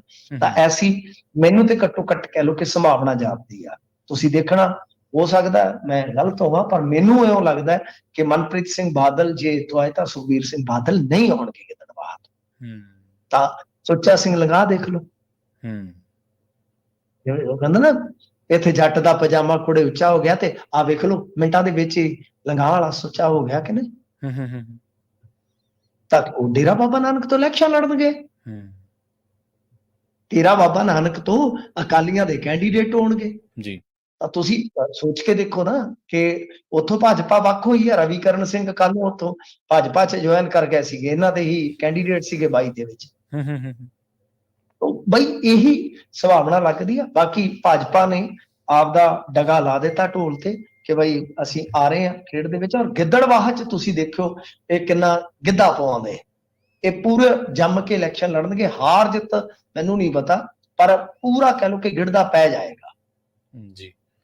ਤੇ ਗੱਲ ਕਰੀਏ ਆਪਾਂ ਕੇਜਰੀਵਾਲ ਦੀ, ਕੇਜਰੀਵਾਲ ਸਾਹਿਬ ਕਹਿੰਦੇ ਹੁਣ ਲਵਲੀ ਯੂਨੀਵਰਸਿਟੀ ਵਾਲੇ ਜਿਹੜੇ ਮਿੱਤਲ ਸਾਹਿਬ ਹੈ ਰਾਜ ਸਭਾ ਦੇ ਲਈ, ਉਹਨਾਂ ਨੂੰ ਮੈਂਬਰ ਨੇ ਰਾਜ ਸਭਾ ਦੇ ਵਿੱਚ ਘਰ ਮਿਲਿਆ ਸੀਗਾ, ਹੁਣ ਉਹਨਾਂ ਦੇ ਘਰ ਰਹਿਣਗੇ ਜੀ। ਨਹੀਂ, ਮਿੱਤਲ ਕਹਿ ਲਓ ਜਾਂ ਮਿੱਤਰ ਕਹਿ ਲਓ, ਕੁਝ ਵੀ ਹੈ। ਤਾਂ ਗੱਲ ਇਹ ਆ ਕਿ ਦੇਖੋ, ਇਹ ਹੁੰਦੇ ਨੇ ਸਿਆਸੀ ਪਖੰਡ, ਟਕਵੰਜ। ਗੱਲ ਇਹ ਆ ਕਿ ਉਹ ਤੇ ਕਹਿ ਰਿਹਾ ਕਿ ਮੈਂ ਕੇਜਰੀਵਾਲ ਸਾਹਿਬ ਨੂੰ ਆਫਰ ਕੀਤਾ ਕਿ ਤੁਸੀਂ ਮੇਰੇ ਘਰ ਰਹੋ। ਅਰੇ ਸਾਹਿਬ, ਕਿਉਂ ਲੋਕਾਂ ਨੂੰ ਬੇਵਕੂਫ ਬੁੱਧੂ ਬਣਾਉਂਦੇ ਜੀ? ਤੁਹਾਨੂੰ ਉਹਨਾਂ ਨੇ ਕਿਹਾ ਹੋਏਗਾ ਕਿ ਮਿੱਤਲ ਸਾਹਿਬ ਤੁਸੀਂ ਪਬਲਿਕ ਦੇ ਵਿੱਚ, ਇੱਕ ਪ੍ਰੈਸ ਦੇ ਵਿੱਚ ਵੀਡੀਓ ਜਾਂ ਨੋਟ ਦਿਓ। ਅਰੇ ਸਾਹਿਬ, ਇੱਕ ਨਾ ਗੀਤ ਆ, ਉਹ ਕਹਿੰਦਾ ਕਿ ਉਹ ਪਿੰਡ ਕਿੱਥੇ ਮੁੜਦੇ ਜਿਨ੍ਹਾਂ ਦੇ ਤੂੰ ਪਿੰਡ ਪੁੱਛਦੀ। ਉਹ ਹੁਣ ਪਿੰਡ ਕਿੱਥੇ ਮੁੜਦੇ ਜਿਨ੍ਹਾਂ ਦੇ ਤੂੰ ਪਿੰਡ ਪੁੱਛਦੀ। ਇਹ ਹੁਣ ਬੰਗਲਿਆਂ ਚੋਂ ਆਮ ਘਰਾਂ ਚ ਕਿਵੇਂ ਮੁੜਨਾ? ਬਿਲਕੁਲ ਸਹੀ, ਬਿਲਕੁਲ। ਇਹ ਬੰਗਲੇ ਚ ਹੀ ਰਹਿਣਗੇ। ਹੁਣ ਬੰਗਲਿਆਂ ਦੇ ਆਦੀ ਹੋ ਗਏ। ਤਾਂ ਗੱਲ ਇਹ ਆ ਕਿ ਉੱਥੋਂ ਨਿਕਲੇ, ਨਾਲ ਹੀ ਤੇ ਹੈਗਾ, ਉੱਥੇ ਹੀ ਥੋੜੀ ਦੂਰ ਮੁੱਖ ਮੰਤਰੀ ਦੀ ਰਿਹਾਇਸ਼ ਤੇ ਨਾਲੇ ਨਿਗਾਹ ਰਹੂਗੀ। ਕੇਜਰੀਵਾਲ ਨੇ ਚੱਕ ਕੇ ਤੇ ਮਤਲਬ ਉੱਥੇ ਆਪਦਾ ਪ੍ਰਸਥਾਨ ਕਰ ਲਿਆ ਸਾਹਿਬ। ਥੋੜਾ ਬਹੁਤਾ ਸਮਾਨ, ਲੀੜਾ ਲੱਤਾ ਚੱਕਿਆ ਤੇ ਉੱਥੇ ਰੱਖ ਦਿੱਤਾ। ਤੇ ਗੱਲ ਇਹ ਕਿ ਮਨੀਸ਼ ਸਿਸੋਦੀਆ ਨੂੰ ਇਹਨਾਂ ਨੇ ਕਰ ਦਿੱਤਾ ਹਰਭਜਨ ਸਿੰਘ ਦੇ ਘਰੇ ਸੈੱਟ। ਇਹ ਦੋਵੇਂ ਜਾਂਦੇ ਤਾਂ ਹੈ ਨਹੀਂ ਦਿੱਲੀ ਜੀ, ਨਾ ਰਾਜ ਸਭਾ ਚ ਜਾਣ, ਨਾ ਇਹਨਾਂ ਦੀ ਕੋਈ ਰਾਜਨੀਤਿਕ ਰੁਚੀ ਆ, ਨਾ ਇਹ ਕੋਈ ਬਹੁਤਾ ਪੰਜਾਬ ਵਾਸਤੇ ਫਿਕਰਮੰਦ ਆ। ਚੁੱਪ ਕਰਕੇ ਆਪਦਾ ਕਾਰੋਬਾਰ ਕਰੀ ਜਾਂਦੇ ਆ। ਤਾਂ ਅਗਲਿਆਂ ਨੇ ਬਣਾਇਆ ਤੇ ਕੰਮ ਲੈਣਾ ਹੀ ਆ। ਹੁਣ ਦੇਖੋ, 2 ਬੇਘਰਾਂ ਨੂੰ ਘਰ ਮਿਲ ਗਿਆ ਜੀ। ਪੰਜਾਬ ਕੰਮ ਆ ਗਿਆ ਨਾ ਸਰ। 2 ਬੇਘਰ ਬੰਦਿਆਂ ਨੂੰ ਘਰ ਮਿਲ ਗਿਆ, ਇਹ ਤੇ ਬੇਘਰ ਹੋ ਗਏ ਸਰ। ਹੁਣ ਆਮ ਘਰਾਂ ਚ ਨੀਂਦ ਥੋੜੀ ਆਏਗੀ ਸਰ। ਜਿੱਥੇ ਸਵੀਮਿੰਗ ਪੂਲ ਦੇ ਵਿੱਚ ਚੁੱਭੀਆਂ ਮਾਰਦੇ ਆ, ਜਿੱਥੇ ਕਈ ਏਕੜਾਂ ਚ ਫੈਲੇ ਬੰਗਲੇ ਚ ਇਹ ਸੈਰਾਂ ਕਰਦੇ ਆ, ਤਾਂ ਸਰ ਬਹੁਤ ਛੋਟੇ ਜਿਹੇ ਘਰਾਂ ਚ ਵਾਪਸ ਪਰਤਣਾ ਔਖਾ ਹੈ। ਦੂਜੀ ਗੱਲ ਕਿ ਇੱਕ ਰਹਿ ਗਿਆ ਹੁਣ ਬੇਘਰ ਜੀ, ਉਹਨੂੰ ਵੇਖੋ ਕਿ ਕਦੋਂ ਘਰ ਮਿਲਦਾ ਹੈ। ਉਹ ਬੇਘਰ ਕਿਹੜਾ ਹੈ? ਉਹ ਹੈਗਾ ਵੈਭਵ। ਠੀਕ ਹੈ। ਕੇਜਰੀਵਾਲ ਦਾ ਵਫਾਦਾਰ ਰਾਈਟ ਹੈਂਡ, ਠੀਕ ਹੈ, ਜਿਹਦੇ ਤੇ ਦੋਸ਼ ਹੈ ਕਿ ਉਹਨੇ ਸਵਾਤੀ ਮਾਲੀਵਾਲ ਨੂੰ ਕੁੱਟ ਕੱਤਿਆ। ਉਹ ਬੇਘਰ ਹੈ ਕਿਉਂਕਿ ਉਹ ਸੀਐਮ ਰਿਹਾਇਸ਼ ਚ ਨਹੀਂ ਜਾ ਸਕਦਾ, ਉਹਦੇ ਤੇ ਬੈਨ ਹੈ। ਤੇ ਦੱਸਦੇ ਆ ਕਿ ਉਹਨੂੰ ਪੰਜਾਬ ਘਲਾ ਦਿੱਤਾ ਹੈ। ਹਾਂਜੀ ਹਾਂਜੀ, ਇੱਥੇ ਘਰ ਮਿਲ ਗਿਆ ਉਹਨੂੰ, ਬਸ ਚਰਚਾ ਆਉਣ ਵਾਲੇ ਦਿਨਾਂ ਬਸ ਚ ਮੈਂ ਸਾਫ਼ ਤੁਹਾਨੂੰ ਹੋ ਹੀ ਦੱਸਿਆ ਨਾ ਜਾਣੀ। ਸਰ, ਇਹ ਸੈਟਲਮੈਂਟ ਹੋ ਰਹੀ ਹੈ ਨਾ, ਬੇਘਰਿਆਂ ਨੂੰ ਸੈਟਲਮੈਂਟ ਦਿੱਤੀ ਜਾ ਰਹੀ ਆ। ਮਤਲਬ ਕਿ ਆ ਪੰਜਾਬ ਵਾਲਾ ਵੀ ਮੱਕੂ ਠੱਪਤਾ ਉਹਨਾਂ ਨੇ। ਤੋ ਇਸ ਕਰਕੇ ਇਹ 3 ਬੇਘਰ ਬੰਦੇ ਸੀਗੇ ਤੇ 3 ਨੂੰ ਘਰ ਮਿਲ ਗਏ ਆ। ਹੁਣ ਘਰ ਕਿੱਦਾਂ ਮਿਲੇ ਉਹਦੀ ਵਿਆਖਿਆ ਕੀ ਕਰੀਏ, ਪਰ ਕੀ ਇਹ ਸਿਧਾਂਤਕ ਤੌਰ ਤੇ ਠੀਕ ਆ ਕਿ ਤੁਸੀਂ ਅਸਤੀਫਾ ਦਿਓ, ਮੁੱਖ ਮੰਤਰੀ ਤੋਂ ਸਾਬਕਾ ਮੁੱਖ ਮੰਤਰੀ ਬਣ ਜਾਓ, ਪਰ ਫਿਰ ਵੀ ਸਰਕਾਰੀ ਬੰਗਲੇ 'ਚ ਰਹਿائش ਰੱਖਣ ਲਈ ਇਹੋ ਜਿਹੇ ਟਕਵੰਜ ਕਰੋ। ਸਰ, ਇਹ ਜਿਹੜੀ ਰਾਜਨੀਤੀ ਹੈ ਨਾ, ਇਹ ਰਾਜਨੀਤੀ ਹੈ ਹੀ ਇਸ ਤਰ੍ਹਾਂ ਦੀ ਆ ਕਿ ਇਹਦੇ 'ਚ ਜਾਂ ਤਾਂ ਪਖੰਡੀ ਹੀ ਕਾਮਯਾਬ ਹੁੰਦੇ ਆ ਤੇ ਜਾਂ ਫਿਰ ਆ ਕੇ ਉਹ ਕਾਮਯਾਬੀ ਨਾਲ ਪਖੰਡੀ ਬਣ ਜਾਂਦੇ ਆ। ਇਹ ਰਾਜਨੀਤੀ ਦਾ ਸਰ ਖਾਸਾ ਹੈ, ਖਾਸਾ ਹੈ। ਮੈਂ ਬਹੁਤ ਪਹਿਲਾਂ ਇਹਨਾਂ ਬਾਰੇ ਕਿਹਾ ਸੀਗਾ, ਇਹ ਰਵਾਇਤੀ ਰਾਜਨੀਤੀ ਫਲਾਣਾ ਕਰਦੇ ਹੁੰਦੇ ਸੀਗੇ, ਕਿ ਮੈਂ ਕਿਹਾ ਜੇਲ੍ਹ ਬਾਰੇ ਇੱਕ ਗੱਲ ਮਸ਼ਹੂਰ ਆ ਕਿ ਜੇਲ੍ਹ ਨੂੰ ਜਾ ਕੇ ਕੋਈ ਨਹੀਂ ਅਪਣਾਉਂਦਾ, ਜੇਲ੍ਹ ਹੌਲੀ ਹੌਲੀ ਕੈਦੀ ਨੂੰ ਅਪਣਾ ਲੈਂਦੀ ਹੈ। ਤਾਂ ਇਸੇ ਤਰ੍ਹਾਂ ਰਾਜਨੀਤੀ ਵੀ ਏਦਾਂ ਆਪਣੇ ਆਪ 'ਚ ਬੰਦੇ ਨੂੰ ਰਮਾ ਲੈਂਦੀ ਆ। ਬਾਕੀ ਇੱਕ ਨਾ ਸ਼ੇਅਰ ਸੁਣਾ ਦੇਣਾ ਤੁਹਾਨੂੰ, ਬੜਾ ਕੰਮ ਦਾ ਹੈ। ਠੱਗ ਰਹਾ ਅਤਾਰ ਬਣਕਰ, ਅਤਾਰ ਹੁੰਦਾ ਸਰ ਇਤਰ ਵੇਚਣ ਵਾਲਾ ਜੀ, इतर बोलते ने परफ्यूम जी। ठग रहा अतार बनकर, क्यों वो सारे शहर को नाम देकर इतर का वो बेचता है जहर को। सो ही राज ਜੀ ਜੀ। ਗੱਲਾਂ ਤਾਂ ਕਰਦੇ ਸੀ ਵੈਗਨਰ ਦੇ ਵਿੱਚ ਰਹਿੰਦੇ ਆ, ਮੁੜ ਕੇ ਜੱਟ ਤੋਂ ਥੱਲੇ ਪੈਰ ਨਹੀਂ ਸੀ ਲਾਉਂਦੇ। ਗੱਲਾਂ ਤਾਂ ਕਰਦੇ ਸੀਗੇ ਅਸੀਂ ਆਮ ਲੋਕਾਂ ਨੂੰ, ਲੋਕ ਪਾਲ ਲਿਆਉਂਦੀਆਂ ਜਾਂ ਹੋਰ ਗੱਲਾਂ, ਤੇ ਬੰਗਲੇ ਦੀ ਰੈਨੋਵੇਸ਼ਨ ਤੇ ਹੀ ਲਾਤਾ 50-55 ਕਰੋੜ ਰੁਪਈਆ। ਬਹੁਤ ਸਾਰੇ ਦਾਅਵੇ ਸੀ ਜਿਹੜੇ ਕੁਛ ਕੁ ਦਹਾਕਾ ਵੀ ਨਹੀਂ ਕੱਟੇ, ਇੱਕ ਮੇਰਾ ਖਿਆਲ ਰਾਜਨੀਤੀ ਦੇ ਵਿੱਚ ਜੇ ਪਾਵਰ ਦੇ ਹਿਸਾਬ ਨਾਲ ਗਿਣੀਏ ਤਾਂ ਦਹਾਕੇ ਤੋਂ ਪਹਿਲਾਂ ਹੀ ਉਹ ਝੂਠੇ ਪੈ ਗਏ, ਯੂ ਟਰਨ ਵੱਜ ਗਿਆ ਉਹਨਾਂ ਤੋਂ। ਬਿਲਕੁਲ। ਬੀਬੀ ਖਾਲੜਾ ਜੀ ਨੇ ਫਿਲਮ ਟੀਮ ਦੇ ਲਈ ਸਟੇਟਮੈਂਟ ਜਾਰੀ ਕੀਤੀ ਹੈ ਜੀ, ਸ਼ਾਇਦ ਜਿਹੜੀ ਦਿਲਜੀਤ ਦੀ ਫਿਲਮ ਹੈ ਭਾਈ ਜਸਵੰਤ ਸਿੰਘ ਖਾਲੜਾ ਜੀ ਤੇ ਬਣੀ ਹੋਈ ਹੈ। ਦੇਖੋ, ਇਹ ਜਿਹੜੀ ਫਿਲਮ ਆ ਇਹ ਅੜੀ ਪਈ ਹੈ ਸੈਂਸਰਸ਼ਿਪ ਦੇ ਵਿੱਚ। ਮੈਨੂੰ ਇਹ ਲੱਗਦਾ ਕਿ ਬੀਬੀ ਜੀ ਨੂੰ ਸ਼ਾਇਦ ਇਹ ਲੱਗਦਾ ਕਿ ਇਹ ਫਿਲਮ ਦੀ ਨਿਰਮਾਤਾ ਟੀਮ ਡੋਲ ਰਹੀ ਆ। ਠੀਕ ਹੈ ਜੀ ਸਰ, ਮੈਂ ਇਹਦੇ ਤੇ ਅੱਗੇ ਵੀ ਸਵਾਲ ਚੁੱਕੇ ਆ ਨਿਰਮਾਤਾ ਟੀਮ ਤੇ ਕਿ ਕਿਉਂ ਇੰਨਾ ਝੁਕ ਰਹੇ ਨੇ। ਇਹ ਫਿਲਮ ਉਹ YouTube ਤੇ ਵੀ ਪਾ ਦੇਣ ਤਦ ਵੀ ਫਿਲਮ ਜਾਏਗੀ, OTT ਤੇ ਪਾ ਦੇਣ ਤਦ ਵੀ ਕਮਾਈ ਕਰ ਲਏਗੀ। ਇਹ ਫਿਲਮ ਜੇ ਕਾਟ ਛਾਟ ਦਾ ਸ਼ਿਕਾਰ ਹੁੰਦੀ ਆ ਤਾਂ ਇਹਦੇ ਵਿੱਚ ਬਹੁਤ ਕੁਝ ਜਿਹੜਾ ਮਿਸ ਹੋ ਜਾਏਗਾ। ਸੋ ਅੱਜ ਦੀ ਸਟੇਟਮੈਂਟ ਮੇਰੇ ਸ਼ੱਕ ਨੂੰ ਕਿਤੇ ਨਾ ਕਿਤੇ ਯਕੀਨ 'ਚ ਬਦਲਦੀ ਨਜ਼ਰ ਆ ਰਹੀ ਹੈ। ਸਰ, ਇਹ ਫਿਲਮ ਪਹਿਲਾਂ ਦੀਪ ਸਿੱਧੂ ਬਣਾ ਰਿਹਾ ਸੀਗਾ, ਤੁਹਾਡੀ ਜਾਣਕਾਰੀ ਵਾਸਤੇ ਦੱਸ ਦੇਵਾਂ ਤਾਂ ਸਾਰੀ ਤਿਆਰੀ ਹੋ ਗਈ ਸੀਗੀ। ਤੁਹਾਨੂੰ ਯਾਦ ਹੋਏਗਾ ਜਦੋਂ ਬੀਬੀ ਖਾਲੜਾ ਇਲੈਕਸ਼ਨ ਲੜ ਰਹੇ ਸਨ ਤਾਂ ਦੀਪ ਸਿੱਧੂ ਤੇ ਕੁਝ ਕਰੀਬੀ ਬੰਦੇ ਜਿਹੜੇ ਸੀ ਉੱਥੇ ਪਹੁੰਚੇ ਵੀ ਹੋਏ ਸੀ। ਉਹਨਾਂ ਦੇ ਜਿਹੜੇ ਬਾਅਦ ਦੇ ਵਿੱਚ ਦੀਪ ਸਿੱਧੂ ਨੂੰ ਲੈ ਕੇ ਆਏ, ਯਾਨੀ ਸ਼ੰਭੂ ਮੋਰਚਾ ਲੱਗਾ ਸੀ ਜਿਹੜਾ, ਕੋਈ ਇੱਕ ਫਿਲਮ ਨਿਰਮਾਤਾ ਵੀ ਸੀ, ਸਾਡਾ ਮਿੱਤਰ ਵੀ ਆ। ਤਾਂ ਯਾਨੀ ਸਾਰੀ ਗੱਲਬਾਤ ਹੋ ਗਈ ਸੀ, ਪਰ ਕਿਉਂਕਿ ਦੂਸਰੇ ਪਾਸੇ ਬਾਅਦ ਦੇ ਵਿੱਚ ਜਿਹੜੀ ਇਹ ਪ੍ਰੋਡਕਸ਼ਨ ਟੀਮ ਸੀਗੀ ਇਹ ਤਗੜੇ ਸੀਗੇ, ਯਾਨੀ ਤਾਂ ਇਹਨਾਂ ਨੇ ਰਾਈਟਸ ਉਹਨਾਂ ਨੂੰ ਦਿੱਤੇ। ਚਲੋ ਇਹ ਉਹਨਾਂ ਦਾ ਰਾਈਟ ਆ, ਪਰ ਕੋਸ਼ਿਸ਼ ਅਮਰਦੀਪ ਸਿੰਘ ਗਿੱਲ ਹੋਰਾਂ ਨੇ, ਦੀਪ ਸਿੱਧੂ ਹੋਰਾਂ ਨੇ ਪਹਿਲਾਂ ਕੀਤੀ ਸੀ। ਇਹ ਗੱਲ ਮੈਂ ਤੁਹਾਨੂੰ ਦੱਸਾਂ ਤਾਂ ਹੁਣ ਫਿਲਮ ਬਣ ਕੇ ਤਿਆਰ ਆ ਤਾਂ ਸੈਂਸਰਸ਼ਿਪ ਜਿਹੜੀ ਆ ਉਹ ਅੜਿੱਕਾ ਬਣ ਗਈ। ਤਾਂ ਇਸ ਸੂਰਤ ਦੇ ਵਿੱਚ ਅੱਜ ਜਿਹੜੀ ਇਹਨਾਂ ਨੇ ਸਟੇਟਮੈਂਟ ਜਾਰੀ ਕੀਤੀ ਆ, ਇਹਨਾਂ ਨੇ ਕਿਹਾ ਕਿ ਗੱਲ ਇਹ ਆ ਕਿ ਜਿਹੜੀ ਮਤਲਬ ਕਿ ਇਹ ਟੀਮ ਹੈ, ਸਾਨੂੰ ਯਕੀਨ ਆ ਕਿ ਮੂਲ ਰੂਪ ਦੇ ਵਿੱਚ ਹੀ ਫਿਲਮ ਨੂੰ ਰਿਲੀਜ਼ ਕਰੇਗੀ। ਮਤਲਬ ਕਿ ਬਈ ਇੱਕ ਤੇ ਕਿ ਸਾਨੂੰ ਸਕਰੀਨ ਤੇ ਜਾਂ ਆਨਲਾਈਨ ਰਿਲੀਜ਼ ਹੋਣ ਵਾਲੀ ਫਿਲਮ ਦਿਖਾਈ ਜਾਏਗੀ, ਸਾਡੀ ਸਹਿਮਤੀ ਲਈ ਜਾਏਗੀ, ਜਿਹੜਾ ਕਿ ਕਾਨੂੰਨੀ ਅਧਿਕਾਰ ਹੈ ਸਾਡਾ ਉਹਦਾ ਪਾਲਣ ਹੋਏਗਾ ਤੇ ਫਿਲਮ ਜਿਹੜੀ ਹੈ ਉਹ ਕਹਿ ਲਓ ਕਿ ਟੀਮ ਜਿਹੜੀ ਨਿਰਮਾਤਾ ਟੀਮ ਆ ਮੂਲ ਰੂਪ 'ਚ ਰਿਲੀਜ਼ ਕਰੇਗੀ। ਤਾਂ ਇਹ ਸਟੇਟਮੈਂਟ ਕਿਉਂ ਆਈ ਆ, ਮੈਨੂੰ ਤੇ ਉਹ ਨਹੀਂ ਲੱਗਦਾ ਹੈ ਸਰ ਕਿ ਕਿਤੇ ਨਾ ਕਿਤੇ ਜਿਵੇਂ ਕੱਟ ਲਾਏ ਜਾ ਰਹੇ ਆ ਕਿ ਕੈਨੇਡਾ ਦਾ ਜਾਂ UK ਵਾਲਾ ਰੈਫਰੈਂਸ ਉਹ ਹਟਾ ਦਿਓ, ਕੁਝ ਇਸ ਤਰ੍ਹਾਂ ਦੀਆਂ ਗੱਲਾਂ ਵੀ ਹੋ ਰਹੀਆਂ ਨੇ ਨਾ। ਕੈਨੇਡਾ 'ਚ ਇੱਕ ਬੜੀ ਜ਼ਬਰਦਸਤ ਸਪੀਚ ਹੈ ਜਸਵੰਤ ਸਿੰਘ ਖਾਲੜਾ ਦੀ, ਮੈਂ ਬੀਤੇ ਦਿਨ ਹੀ ਸੁਣੀ, 18 ਮਿੰਟ ਦੀ ਹੈ ਸ਼ਾਇਦ ਉਹ। ਤਾਂ ਕਹਿਣ ਦਾ ਭਾਵ ਇਹ ਹੈ ਕਿ ਕੁਝ ਚੀਜ਼ਾਂ ਐਸੀਆਂ ਨੇ ਜਿਹਦੇ ਨਾਲ ਫਿਲਮ ਦੀ ਰੂਹ ਨਿਕਲ ਜਾਏਗੀ।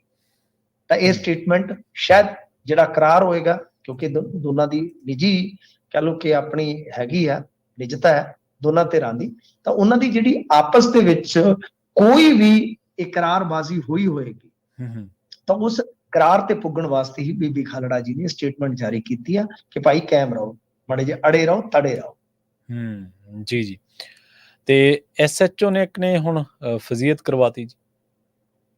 ਦੇਖੋ ਇਹਦੇ ਚ ਕੀ ਆ ਕਿ ਹਾਈ ਕੋਰਟ ਨੇ ਜ਼ਮਾਨਤ ਦਿੱਤੀ ਸੀ ਇੱਕ ਰੇਪ ਕੇਸ ਦੇ ਵਿੱਚ ਦੋਸ਼ੀ ਨੂੰ। ਠੀਕ ਹੈ ਜੀ। ਤਾਂ ਜਦੋਂ ਬੇਲ ਬੌਂਡ ਭਰ ਕੇ ਜੇਲ੍ਹ ਦੇ ਵਿੱਚ ਗਿਆ, ਦੇਖੋ ਇੱਕ ਬੇਲ ਬੌਂਡ ਹੁੰਦਾ ਭਰ ਕੇ, ਤੇ ਜੇਲ੍ਹ ਦੇ ਵਿੱਚ ਇੱਕ ਜਿਹੜਾ ਵਾਰੰਟ ਦਫ਼ਤਰ ਹੁੰਦਾ ਉੱਥੇ ਪੁੱਜਦਾ, ਉਹ ਚੈੱਕ ਕਰਕੇ, ਉਹ 2-3 ਹੁੰਦੇ ਆ, 2-3 ਥਾਂ ਤੇ ਕਹਿ ਲਓ ਕਿ ਕਾਊਂਟਰ ਹੁੰਦੇ ਆ, ਚੈੱਕ ਕਰਕੇ ਅੱਖਰ ਚੈੱਕ ਕਰਕੇ ਉਸ ਤੋਂ ਬਾਅਦ ਸਹੀ ਮਾਰ ਕੇ ਬੰਦਾ ਕੱਢ ਦਿੰਦੇ ਆ। ਤਾਂ ਉਹਨਾਂ ਨੇ ਅੜਿੱਕਾ ਪਾ ਲਿਆ ਕਿ ਇਹਦੇ ਚ ਤੇ 120B ਲੱਗੀ ਹੋਈ ਆ, 120B ਦੀ ਬੇਲ ਨਹੀਂ ਹੋਈ। ਵਾਪਸ ਇਹ ਮਾਮਲਾ ਹਾਈ ਕੋਰਟ ਗਿਆ ਕਿ ਸਰ ਜਦੋਂ ਅਸੀਂ ਤੁਹਾਡੇ ਤੋਂ ਜ਼ਮਾਨਤ ਲੈ ਲਈ ਆ ਉਸ ਵੇਲੇ 120B ਹੈ ਹੀ ਨਹੀਂ ਸੀ, ਉਸ ਤੋਂ ਬਾਅਦ FIR ਚ 120B ਸ਼ਾਮਲ ਕਰ ਲਈ। ਹਾਈ ਕੋਰਟ ਨੇ ਕੰਟੈਂਪਟ ਮੰਗਿਆ ਕਿ ਤੁਸੀਂ ਏਦਾਂ ਵੀ ਕਰ ਲੈਂਦੇ ਹੋ ਯਾਰ, ਕਮਾਲ ਹੋ ਗਈ ਹੈ ਤੁਹਾਡੇ ਵਾਲੀ, ਕਿ ਜਦੋਂ ਕਿਸੇ ਤੇ ਕੋਈ ਕੇਸ ਹੈ ਤਾਂ ਉਹਦਾ ਹੀ ਸੁਣਵਾਈ ਹੋ ਰਹੀ ਹੈ ਹਾਈ ਕੋਰਟ ਚ, ਉੱਥੇ ਤੁਸੀਂ ਆ ਕੇ ਜਵਾਬ ਫਾਈਲ ਕੀਤਾ, ਬਹਿਸ ਹੋ ਗਈ, ਉਸ ਤੋਂ ਬਾਅਦ ਕੋਰਟ ਨੇ ਆਪਣਾ ਫੈਸਲਾ ਲੈ ਲਿਆ ਤੇ ਉਹਦੇ ਬਾਅਦ ਤੁਸੀਂ ਧਾਰਾ ਸ਼ਾਮਲ ਕਰ ਦੇਣਾ। ਤੇ ਕਮਾਲ ਦੀ ਗੱਲ ਇਹ ਕਿ ਇੱਥੇ ਜੋ SP ਇਨਵੈਸਟੀਗੇਸ਼ਨ ਹੈ ਡਾਕਟਰ ਜੋਤੀ ਯਾਦਵ, ਇਹ ਨਾਮ ਤੇ ਤੁਸੀਂ ਸੁਣਿਆ ਹੋਣਾ, ਤਾਂ ਹਰਜੋਤ ਬੈਂਸ ਦੇ ਘਰੋਂ ਨੇ ਸ਼ਾਇਦ, ਇਹਨਾਂ ਦੇ ਐਫੀਡੈਵਿਟ ਤੇ ਵੀ ਸਵਾਲ ਚੁੱਕੇ ਗਏ ਕਿ ਜਦ ਤੁਸੀਂ ਐਫੀਡੈਵਿਟ ਫਾਈਲ ਕੀਤਾ, ਮੈਂ ਜਿਵੇਂ ਕਿਹਾ ਨਾ ਕਿ ਜਵਾਬ ਦਿੱਤਾ ਜਾਂਦਾ ਹੈ ਨਾ, ਉੱਥੇ ਜਵਾਬ ਫਾਈਲ ਕੀਤਾ ਜਾਂਦਾ ਹੈ ਸਾਰੀਆਂ ਧਿਰਾਂ ਵੱਲੋਂ, ਤਾਂ ਉੱਥੇ ਤਾਂ ਤੁਸੀਂ ਕੁਝ ਵੀ ਨਹੀਂ ਦੱਸਿਆ, ਤਾਂ 120B ਦਾ ਜ਼ਿਕਰ ਨਹੀਂ ਕੀਤਾ, ਤੇ ਹੁਣ 120B ਕਿਵੇਂ? ਤਾਂ ਬਹੁਤ ਜ਼ਿਆਦਾ ਫਜ਼ੀਅਤ ਹੋ ਰਹੀ ਹੈ। ਤੁਹਾਨੂੰ ਪਤਾ ਹੀ ਆ ਕਿ ਪਿਛਲੇ ਦਿਨ ਹੀ ਪੰਜਾਬ ਪੁਲਿਸ ਤੇ ਤਾਂ ਉਹਨਾਂ ਨੇ ਭਰੋਸਾ ਹੀ ਛੱਡ ਮਾਰਿਆ ਸੀਗਾ, ਤੇ ਉਸ ਤੋਂ ਬਾਅਦ ਕੀ ਹੋਇਆ ਸੀਗਾ ਸਰ ਕਿ ਇਹਨਾਂ ਨੇ ਵਾਪਸ ਹਾਈ ਕੋਰਟ ਤੱਕ ਪਹੁੰਚ ਕੀਤੀ ਸੀ ਕਿ ਕਿਰਪਾ ਕਰਕੇ ਆਪਣਾ ਜਿਹੜਾ ਫੈਸਲਾ, ਆਪਣੀਆਂ ਜਿਹੜੀਆਂ ਟਿੱਪਣੀਆਂ ਉਹ ਪਲਟੋ, ਕਿਉਂਕਿ ਪੰਜਾਬ ਪੁਲਿਸ ਦੇ ਤੇ ਪੱਲੇ ਹੀ ਕੁਝ ਨਹੀਂ ਰਿਹਾ। ਹਾਲੇ ਉਹਦੇ ਤੇ ਹਾਈ ਕੋਰਟ ਨੇ ਫੈਸਲਾ ਲੈਣਾ ਸੀਗਾ, ਤੇ ਉਸ ਤੋਂ ਪਹਿਲਾਂ ਇਹਨਾਂ ਦੇ SHO ਨੇ ਇੱਕ ਵਾਰੀ ਫਿਰ ਪੰਜਾਬ ਪੁਲਿਸ ਨੂੰ ਹਾਈ ਕੋਰਟ ਚ ਕਹਿ ਲਓ ਕਿ ਇੱਕ ਤਰ੍ਹਾਂ ਨਾਲ ਪਹੁੰਚਾ ਨਹੀਂ ਦਿੱਤਾ, ਫਸਾ ਦਿੱਤਾ ਕਹਿ ਲਓ। ਸੁੱਖੂ ਸਰਕਾਰ ਨੇ ਫੈਸਲਾ ਕੀਤਾ ਹੈ ਕਿ ਹਿਮਾਚਲ ਦੇ ਵਿੱਚ ਹਰ ਟਾਇਲਟ ਸੀਟ ਤੇ ਟੈਕਸ ਲੱਗੂਗਾ ਜੀ। ਇਹ ਪੰਜਾਬ ਨੂੰ ਮੇਰੇ ਖਿਆਲ ਦੇ ਨਾਲ ਸੋਚ ਲੈਣਾ ਚਾਹੀਦਾ ਆ ਜੀ, ਸਮਝ ਲੈਣਾ ਚਾਹੀਦਾ। ਇਹ ਹਿਮਾਚਲੀਆਂ ਨੇ ਵੀ ਇਸੇ ਤਰ੍ਹਾਂ ਹੀ ਕੀਤਾ ਸੀਗਾ ਸਰ, ਕਿਉਂਕਿ ਹਿਮਾਚਲ ਦੇ ਕੋਲ ਇੰਡਸਟਰੀ, ਆਪਾਂ ਕਹਿ ਤਾਂ ਦਿੰਨੇ ਕਿ ਪਹਾੜਾਂ 'ਚ ਬੜੀ ਇੰਡਸਟਰੀ ਚੱਲੇਗੀ, ਇੰਡਸਟਰੀ ਵੀ ਕੋਈ ਇਹਨਾਂ ਕੋਲ ਬਹੁਤ ਵੱਡੀ ਇੰਡਸਟਰੀ ਨਹੀਂ ਹੈਗੀ ਜੀ। ਮੈਂ ਜਾਂਦਾ ਰਹਿਣਾ ਹਿਮਾਚਲ ਦੇ ਵਿੱਚ, ਤਾਂ ਗੱਲ ਇਹ ਆ ਕਿ ਬਹੁਤ ਵੱਡੀ ਇੰਡਸਟਰੀ ਨਹੀਂ ਹੈ, ਬੱਦੀ ਏਰੀਏ 'ਚ ਠੀਕ ਆ, ਫਾਰਮਾ ਕੰਪਨੀਆਂ ਹੈਗੀਆਂ ਨੇ, ਠੀਕ ਹੈ ਨਾ ਸਰ, ਕੋਈ ਬਹੁਤ ਵੱਡੀ ਇੰਡਸਟਰੀ ਨਹੀਂ ਹੈਗੀ। ਤਾਂ ਗੱਲ ਇਹ ਆ ਕਿ ਇਹਨਾਂ ਕੋਲ ਜ਼ਿਆਦਾ ਲਘੂ ਉਦਯੋਗ ਨੇ ਜਾਂ ਮੱਧਮ ਦਰਜੇ ਦੇ ਉਦਯੋਗ ਨੇ, ਖੇਤੀ ਜ਼ਿਆਦਾ ਨਹੀਂ ਹੈਗੀ। ਤਾਂ ਜ਼ਿਆਦਾਤਰ ਕਹਿ ਲਓ ਕਿ ਸਰਵਿਸ ਸੈਕਟਰ ਦੇ ਵਿੱਚ ਟੂਰਿਜ਼ਮ ਇਹਨਾਂ ਦਾ ਜਿਹੜਾ ਕੰਟਰੀਬਿਊਟਰ ਆ। ਹੁਣ ਟੂਰਿਜ਼ਮ ਕੁਝ ਮਹੀਨੇ ਚੱਲਦਾ, ਤਾਂ ਗੱਲ ਇਹ ਆ ਕਿ ਹੁਣ ਜੇ ਤੁਸੀਂ ਦੇਖੋਗੇ ਕਿ ਹਿਮਾਚਲ ਸਰਕਾਰ ਨੂੰ ਜਿਹੜੀ ਗ੍ਰਾਂਟ ਮਿਲਦੀ ਹੈ ਕੇਂਦਰ ਤੋਂ, ਉਹਦੇ ਵਿੱਚ ਵੀ 1800 ਕਰੋੜ ਦੀ ਕਮੀ ਆ ਗਈ ਸੀ, ਯਾਨੀ ਪਹਿਲਾਂ ਇਹਨਾਂ ਨੂੰ 8058 ਕਰੋੜ ਮਿਲਦਾ ਸੀਗਾ, ਹੁਣ ਮਹਿਜ਼ 6258 ਕਰੋੜ ਰਹਿ ਗਿਆ। ਤੇ ਇਸ ਤੋਂ ਇਲਾਵਾ ਜੇ ਤੁਸੀਂ ਦੇਖੋਗੇ ਕਿ ਇਹਨਾਂ ਨੇ 300 ਯੂਨਿਟ ਮੁਫਤ ਬਿਜਲੀ ਦਿੱਤੀ ਹੋਈ ਸੀਗੀ, ਪਾਣੀ ਫ੍ਰੀ ਸੀ, ਬਥੇਰਾ ਕੁਝ ਸੀ, ਹੁਣ ਇਹਨਾਂ ਨੇ ਉਹ ਵੀ ਕੱਟ ਮਾਰੇ ਆ ਸਰ, ਯਾਨੀ ਪਾਣੀ ਵੀ ਮੁੱਲ ਦਾ ਕਰ ਦਿੱਤਾ, ਬਿਜਲੀ ਦੀ ਸਬਸਿਡੀ ਵੀ ਲਗਭਗ ਖਤਮ ਕਰ ਦਿੱਤੀ। ਤੇ ਇਸ ਤੋਂ ਇਲਾਵਾ ਜੇ ਤੁਸੀਂ ਦੇਖੋਗੇ ਇਹਨਾਂ ਦਾ ਕਰਜ਼ ਆ ਜਿਹੜਾ, ਉਹ ਵੀ 86,000 ਕਰੋੜ ਰੁਪਈਆ ਵੱਧ ਕੇ, ਬਿਲਕੁਲ ਹਾਲਤ ਆਪਣੇ ਵਰਗੀ ਹੈ ਇਹਨਾਂ ਦੀ, ਜਿਸ ਤਰ੍ਹਾਂ ਆਪਣੀ ਸਟੇਟ ਦੀ ਆ, ਲਗਭਗ ਵੈਸੀ ਹੀ ਇਹਨਾਂ ਦੀ ਹੱਦ ਜਿਹੜੀ ਤੁਸੀਂ ਦੇਖੋਗੇ ਨਾ ਕਰਜ਼ੇ ਦੀ, ਤਾਂ 2300 ਕਰੋੜ ਮਹਿਜ਼ ਬਚੀ ਆ, 4 ਮਹੀਨੇ ਹਾਲੇ ਬਾਕੀ ਆ, ਇੰਨੀ ਬਦਤਰੀਨ ਸਥਿਤੀ ਹੈ। ਤਾਂ ਅੱਕ ਕੇ ਹੁਣ ਕੀ ਆ ਕਿ ਜਿੰਨੀਆਂ ਘਰ 'ਚ ਟਾਇਲਟ ਸੀਟਾਂ ਨੇ, ਉਹਨੇ 100 ਰੁਪਇਆ ਟੈਕਸ। ਤਾਂ ਬਹੁਤ ਕਹਿ ਲਓ ਕਿ ਇਹਨਾਂ ਨੇ ਇਸ ਤਰ੍ਹਾਂ ਜਿਵੇਂ ਸੈਲਰੀ ਤੇ ਪੈਨਸ਼ਨ ਤੇ ਜੋ ਖਰਚ ਹੁੰਦਾ ਉਹਨੂੰ ਵਧਾਉਣ ਵਾਸਤੇ ਪਿੱਛੇ ਜਿਹੇ ਤੇ ਇਹਨਾਂ ਨੇ ਆਪਣੇ ਜਿਹੜੇ ਸੀਗੇ ਨਾ ਸ਼ਾਇਦ ਮੰਤਰੀ, ਉਹਨਾਂ ਦੀਆਂ ਤਨਖਾਹਾਂ ਵੀ ਰੋਕੀ ਰੱਖੀਆਂ ਨੇ, ਇੰਨੀ ਬੁਰੀ ਹਾਲਤ ਹੈ। ਤਾਂ ਹੁਣ ਇਹਨਾਂ ਨੂੰ 2000 2500 ਕਰੋੜ ਰੁਪਈਆ ਖੜੇ ਪੈਰ ਚਾਹੀਦਾ, ਤਾਂ ਇਸ ਕਰਕੇ ਇਹੋ ਜਿਹੇ ਟੈਕਸ ਲਾਏ ਜਾ ਰਹੇ ਆ। ਬਹੁਤ ਇਹ ਚਰਚਿਤ ਟੈਕਸ ਬਣ ਗਿਆ, ਪਰ ਸੁੱਖ ਹੋਰਾਂ ਦੀਆਂ ਮਜਬੂਰੀਆਂ ਬਣ ਗਈਆਂ। ਤਾਂ ਇਹ ਪੰਜਾਬ ਵਾਸਤੇ ਸੰਕੇਤ ਆ ਕਿ ਬਹੁਤ ਹੀ ਜਲਦੀ ਲੋਕਾਂ ਨੇ ਜਿੰਨੇ ਨਜ਼ਾਰੇ ਲੁੱਟੇ ਆ ਪਿਛਲੇ 20-25 ਸਾਲ ਦੇ, ਉਹ ਸਾਰੇ ਨਿਕਲਣ ਵਾਲੇ ਆ। ਇਹ ਗੱਲ ਮੇਰੀ ਯਾਦ ਰੱਖਣਾ ਕਿ ਇਹ ਸਾਰੇ ਜਿਹੜੇ ਆ ਨਾ, ਉਹ ਨਿਕਲਣਗੇ ਕਿਸੇ। ਜੀ ਮਿੰਟੂ ਜੀ, ਇਹਨਾਂ ਖਾਸ ਖਬਰਾਂ ਤੇ ਖਾਸ ਜਾਣਕਾਰੀਆਂ ਦੇ ਲਈ ਤੁਹਾਡਾ ਬਹੁਤ ਬਹੁਤ ਧੰਨਵਾਦ ਜੀ। ਧੰਨਵਾਦ ਜੀ। ਪ੍ਰੋਗਰਾਮ ਖਬਰ ਤੇ ਨਜ਼ਰ ਦੇ ਪਹਿਲੇ ਹਿੱਸੇ ਦੇ ਵਿੱਚ ਆਪਣੇ ਨਾਲ ਜੁੜੇ ਸਨ ਮਿੰਟੂ ਗੁਰਸਰੀਆ ਜੀ, ਜਿਨ੍ਹਾਂ ਦੇ ਨਾਲ ਆਪਾਂ ਕਈ ਅਹਿਮ ਖਬਰਾਂ ਨੂੰ ਲੈ ਕੇ ਚਰਚਾ ਕੀਤੀ ਹੈ। ਵੇਲਾ ਹੋ ਗਿਆ ਇੱਕ ਬ੍ਰੇਕ ਦੇ ਲਈ ਰੁਕਣ ਦਾ। ਬ੍ਰੇਕ ਤੋਂ ਪਾਰ ਜਿਨ੍ਹਾਂ ਖਬਰਾਂ ਨੂੰ ਲੈ ਕੇ ਆਪਾਂ ਚਰਚਾ ਕਰਾਂਗੇ, ਉਹਦੇ ਬਾਰੇ ਦੋ ਅਹਿਮ ਖਬਰਾਂ ਨੇ। ਇੱਕ ਤਾਂ ਹੁਣ ਪੰਜਾਬ ਦੇ ਵਿੱਚ ਬਹੁਤ ਰੌਲਾ ਪੈਂਦਾ ਚੁੱਲ੍ਹਾ ਟੈਕਸ। ਤੁਸੀਂ ਅਕਸਰ ਹੀ ਇੱਕ ਸ਼ਬਦ ਸੁਣਿਆ ਹੋਣਾ ਪੰਚਾਇਤੀ ਚੋਣਾਂ ਦੇ ਵੇਲੇ। ਇਹ ਚੁੱਲ੍ਹਾ ਟੈਕਸ ਹੈ ਕੀ ਤੇ ਇਹ ਭਰਿਆ ਕਿਵੇਂ ਜਾਂਦਾ, ਜਾਂ ਇਹ ਭਰਦੇ ਲੋਕ ਕਿਉਂ ਨਹੀਂ?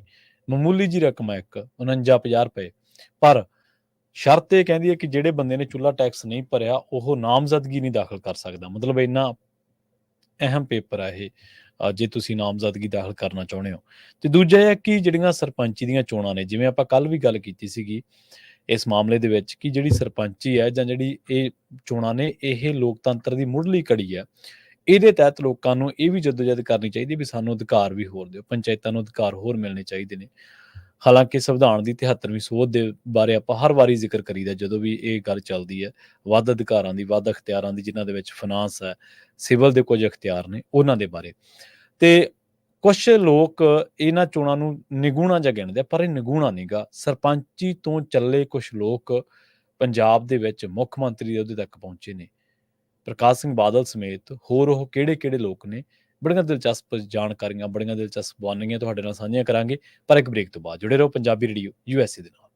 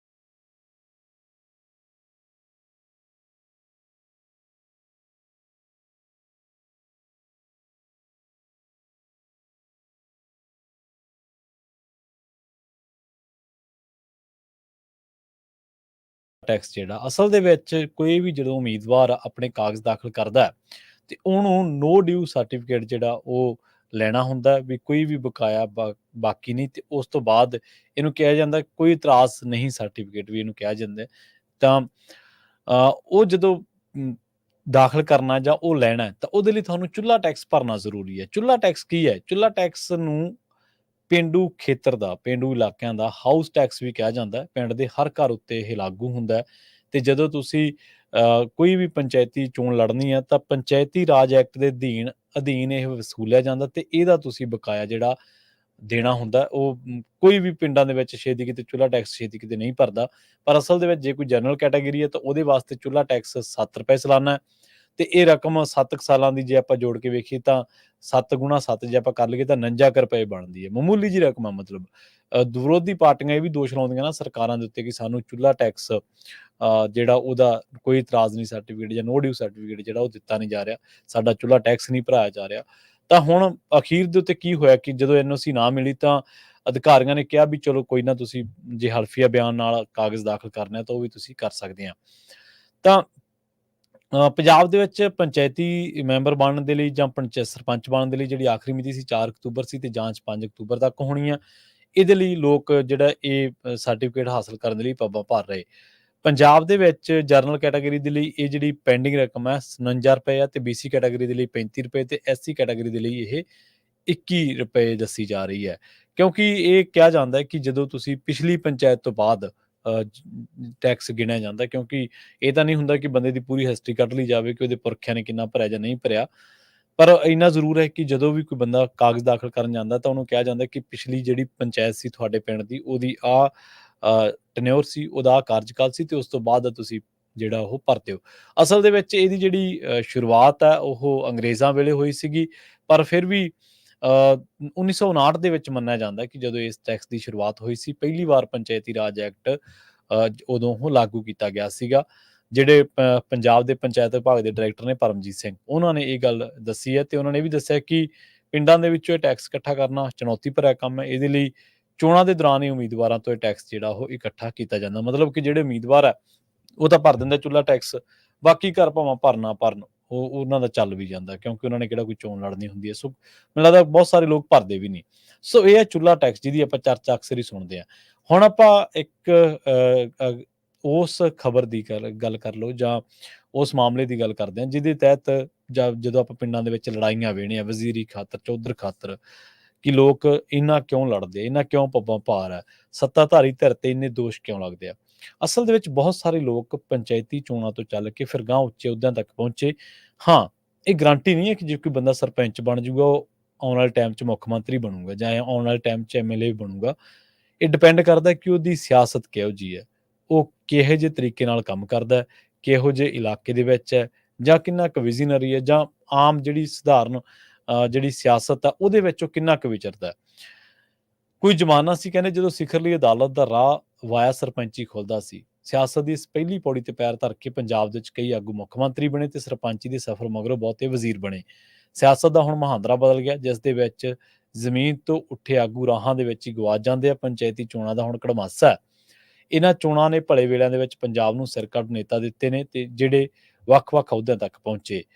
ਜੇਕਰ ਨਜ਼ਰ ਮਾਰੀਏ ਤਾਂ ਪ੍ਰਕਾਸ਼ ਸਿੰਘ ਬਾਦਲ, ਉਹਨਾਂ ਨੇ ਆਪਣਾ ਸਿਆਸੀ ਸਫ਼ਰ ਪਿੰਡ ਬਾਦਲ ਦੀ ਸਰਪੰਚੀ ਤੋਂ ਸ਼ੁਰੂ ਕੀਤਾ ਸੀ। ਉਹ ਸਰਬਸੰਮਤੀ ਨਾਲ ਸਰਪੰਚ ਬਣੇ ਤੇ ਉਸ ਤੋਂ ਬਾਅਦ ਕਦੇ ਪਿਛਾਂਹ ਮੁੜ ਕੇ ਉਹਨਾਂ ਨੇ ਨਹੀਂ ਦੇਖਿਆ। ਸਿਆਸੀ ਕਿੱਸਿਆਂ ਦੇ ਮੁਤਾਬਕ ਪ੍ਰਕਾਸ਼ ਸਿੰਘ ਬਾਦਲ ਦੇ ਬਾਰੇ ਵੀ ਕਿਹਾ ਜਾਂਦਾ ਹੈ ਕਿ ਉਹ ਪਟਵਾਰੀ ਬਣਨਾ ਚਾਹੁੰਦੇ ਸੀਗੇ। ਜਦੋਂ ਉਹਨਾਂ ਦੇ ਪਿਤਾ ਜਾਂ ਉਹਨਾਂ ਦੇ ਚਾਚਾ ਜਾਂ ਉਹਨਾਂ ਦੇ ਤਾਇਆ ਜੀ ਜਗਮੀਤ ਸਿੰਘ ਬਰਾੜ ਦੇ ਪਿਤਾ ਹਰਮੀਤ ਸਿੰਘ ਬਰਾੜ ਕੋਲੇ ਗਏ ਤਾਂ ਉਹਨਾਂ ਨੇ ਕਿਹਾ ਕਿ ਤੁਸੀਂ ਕਿਹੜੇ ਕੰਮਾਂ 'ਚ ਪਾਉਣਾ ਇਹਨੂੰ, ਸਿਆਸਤ 'ਚ ਕਿਸਮਤ ਅਜ਼ਮਾਉਣ ਦੇ। ਨੌਜਵਾਨ ਮੁੰਡਾ ਤੇ ਤੇਜ਼ ਤਰਾਰ ਹੈ, ਤੇ ਖਬਰਾਂ ਕੋਈ ਪੈਰ ਲੱਗ ਜਾਣ। ਉਹਨਾਂ ਟਾਈਮਾਂ ਦੇ ਵਿੱਚ ਕੋਈ ਬਾਹਲੀ ਮੁਕਾਬਲੇਬਾਜ਼ੀ ਨਹੀਂ ਸੀ ਹੁੰਦੀ, ਇਸ ਕਰਕੇ ਸੌਖਾ ਸੀ। ਹੁਣ ਸ਼ਾਇਦ ਥੋੜ੍ਹਾ ਔਖਾ ਜ਼ਰੂਰ ਹੈ। ਤਾਂ ਉਸ ਤੋਂ ਬਾਅਦ ਇਹ ਵੀ ਕਿਹਾ ਜਾਂਦਾ ਹੈ ਕਿ ਜਿਹੜੇ ਮੁੱਖ ਮੰਤਰੀ ਬੇਅੰਤ ਸਿੰਘ ਆ, ਜਿਨ੍ਹਾਂ ਦੇ ਬਾਰੇ ਆਪਾਂ ਜਦੋਂ ਉਹਨਾਂ ਨੂੰ ਯਾਦ ਕਰਦੇ ਹਾਂ ਤੇ ਜਦੋਂ ਉਹਨਾਂ ਦੀ ਗੱਲ ਚੱਲਦੀ ਹੈ ਤੇ ਪੰਜਾਬ ਦਾ ਇੱਕ ਦੌਰ ਜ਼ੁਲਮ ਦਾ, ਪੰਜਾਬ ਦਾ ਇੱਕ ਦੌਰ ਜਿਹੜਾ ਉਹ ਸਾਰਿਆਂ ਦੇ ਸਾਹਮਣੇ ਆ ਜਾਂਦਾ, KPS ਗਿੱਲ ਵਾਲਾ ਦੌਰ। ਤਾਂ ਉਹ ਕਹਿੰਦੇ ਕਿ ਉਹਨਾਂ ਨੇ ਵੀ ਸਰਪੰਚੀ ਦੇ ਵਿੱਚੋਂ ਹੀ ਸਿਆਸਤ ਦੇ ਵਿੱਚ ਪੈਰ ਰੱਖਿਆ ਸੀਗਾ। ਸੁਖਦੇਵ ਸਿੰਘ ਢੀਂਡਸਾ, ਜਦੋਂ ਉਹਨਾਂ ਨੇ ਕਾਲਜ ਦੀ ਪੜ੍ਹਾਈ ਪੂਰੀ ਕੀਤੀ ਤੇ ਪਿੰਡ ਉੱਭਾਵਾਲ ਦੇ ਲੋਕਾਂ ਨੇ ਉਹਨਾਂ ਨੂੰ ਸਰਪੰਚ ਬਣਾ ਦਿੱਤਾ। ਫਿਰ ਉਹ ਬਲਾਕ ਸੰਮਤੀ ਦੇ ਮੈਂਬਰ ਰਹੇ।